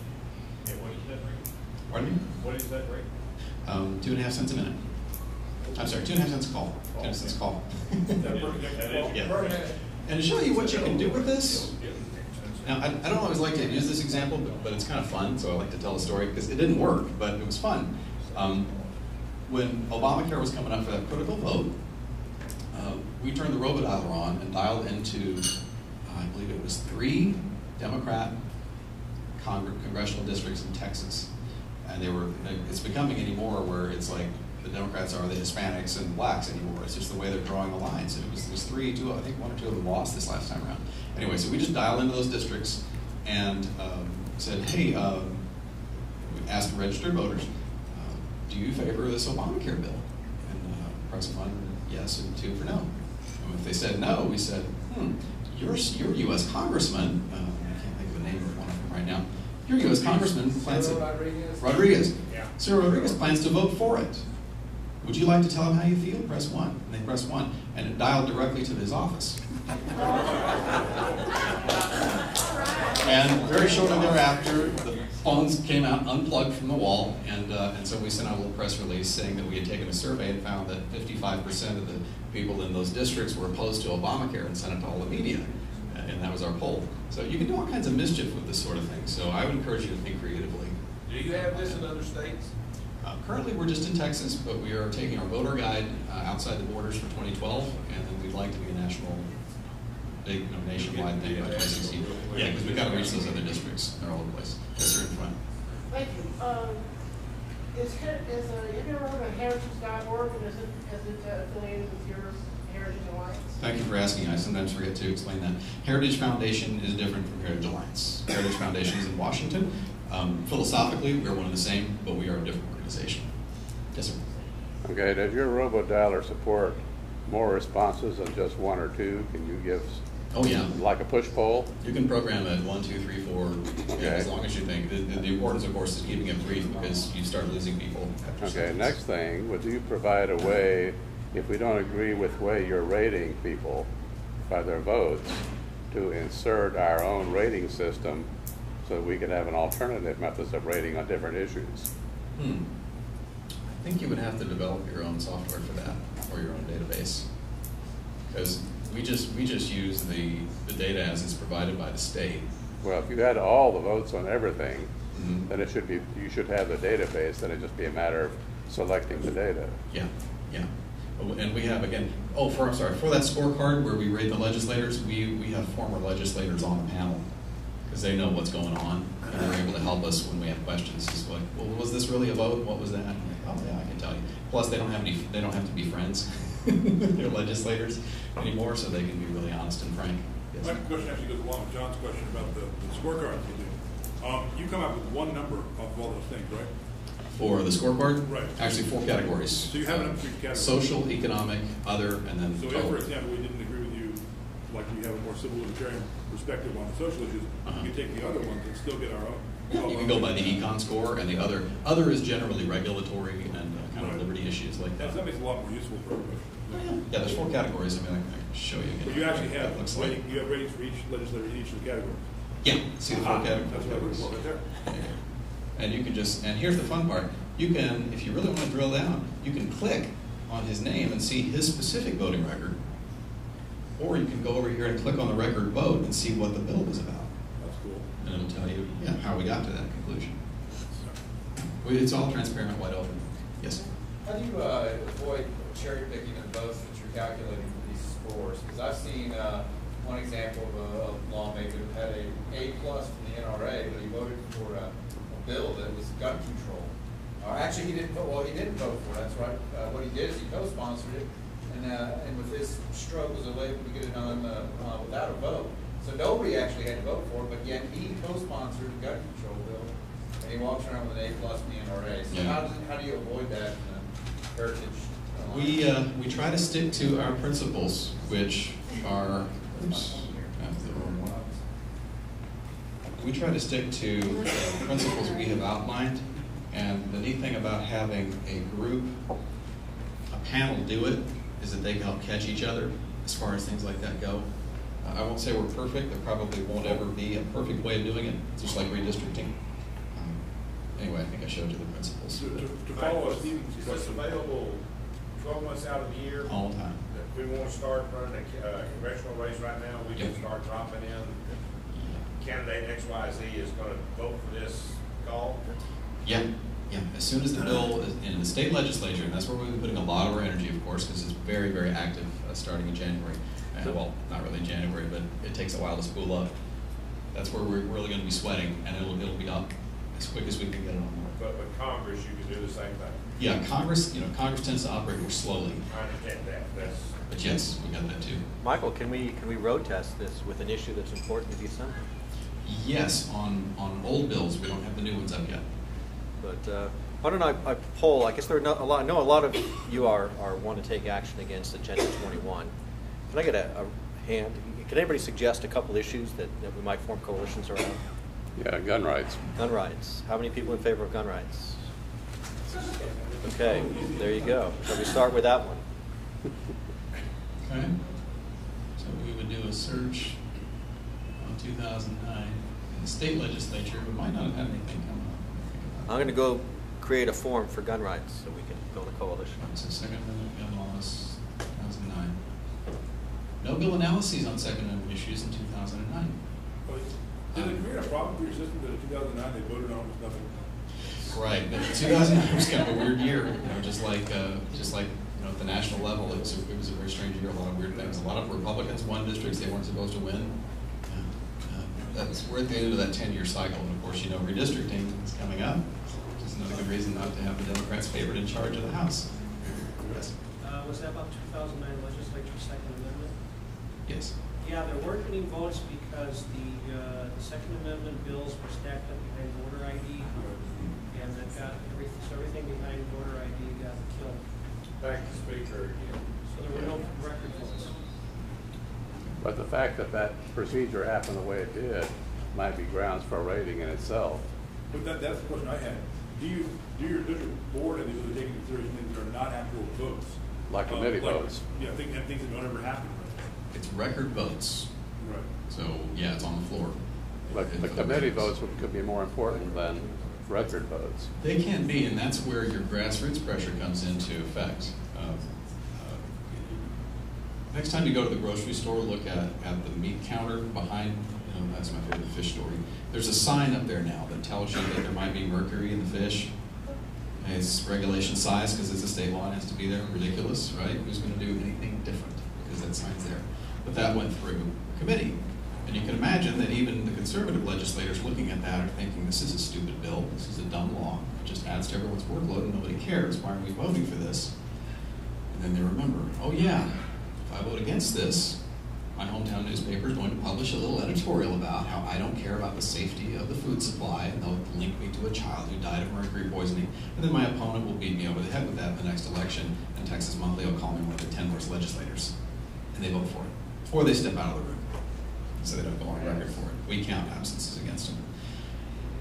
But if the grassroots are there, and they make the phones ring at the right time, they remind the legislators, oh yeah, I answer to them. And the Dallas Morning News doesn't have any votes, but the registered voters do.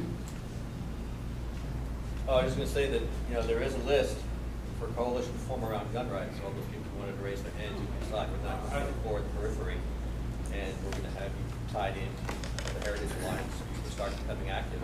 And again, the important thing is to go out and build this coalition. You know, don't stop here. It doesn't rest with just us. We are the people who are going to carry it to other places. You might want to use your tools to find out what people want to form coalitions about. Well, that's what we're trying to do today. Is we're trying to find what people want to form coalitions about. Heritage Alliance could track how many people search each area. That would find out where the focus of attention. And I would expect every core member of the coalitions that we form today to work closely with Michael going forward. We're not the only organization that does bill analysis, but I think we probably do the most of any of the non-lobby organizations. You can have a concentrated lobby that's watching for specific issues, and man, they're intense. They got people who rent office suites across from the Capitol and are watching big screens of the whole legislature session. But as far as broad interests, I think we're the only one that does this. Here, could we have a circulation later of contact information for everybody that's here?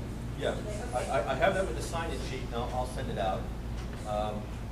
And then I guess right now we're just trying to break people up onto different issues, and we'll get you into little groups, and then you can start communicating amongst yourselves. Okay. I'd like to suggest property rights in general. Well, you have a gentleman right here who's already suggested that. There's a sheet on the table. In fact, what I was going to bring up was if you could put the sign-up sheet system on your website, linked to a series of issues, and people can add an issue, and then people can sign up. Yeah, we will get there. Remember, this is an inaugural or foundational convention, and it may take us a couple weeks to get there, maybe a couple months. But we are. The reason why we're having it now before Thanksgiving is so we can be ready for the legislative session. Michael, I have a question. Just testing the system out. Do you have a heading for Fourth Amendment rights? Because there were a couple of votes that applied to that in the last session. I'm going to say that would fall probably under privacy rights. The warrantless, warrantless stop and search was in the last vote. Let's see what we got.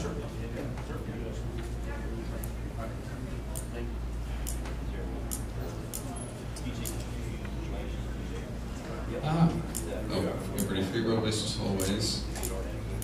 Okay. We have 10 more minutes left in this room. They have another room called the Longhorn Room, which is where we were supposed to originally meet, but our numbers grew, beyond it.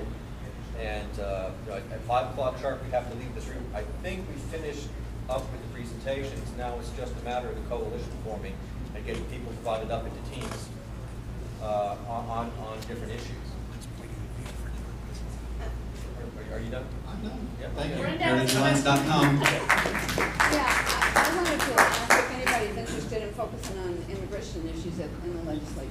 Yeah, we're just going to have to vacate this room, and we can carry over. They're going to give us the Longhorn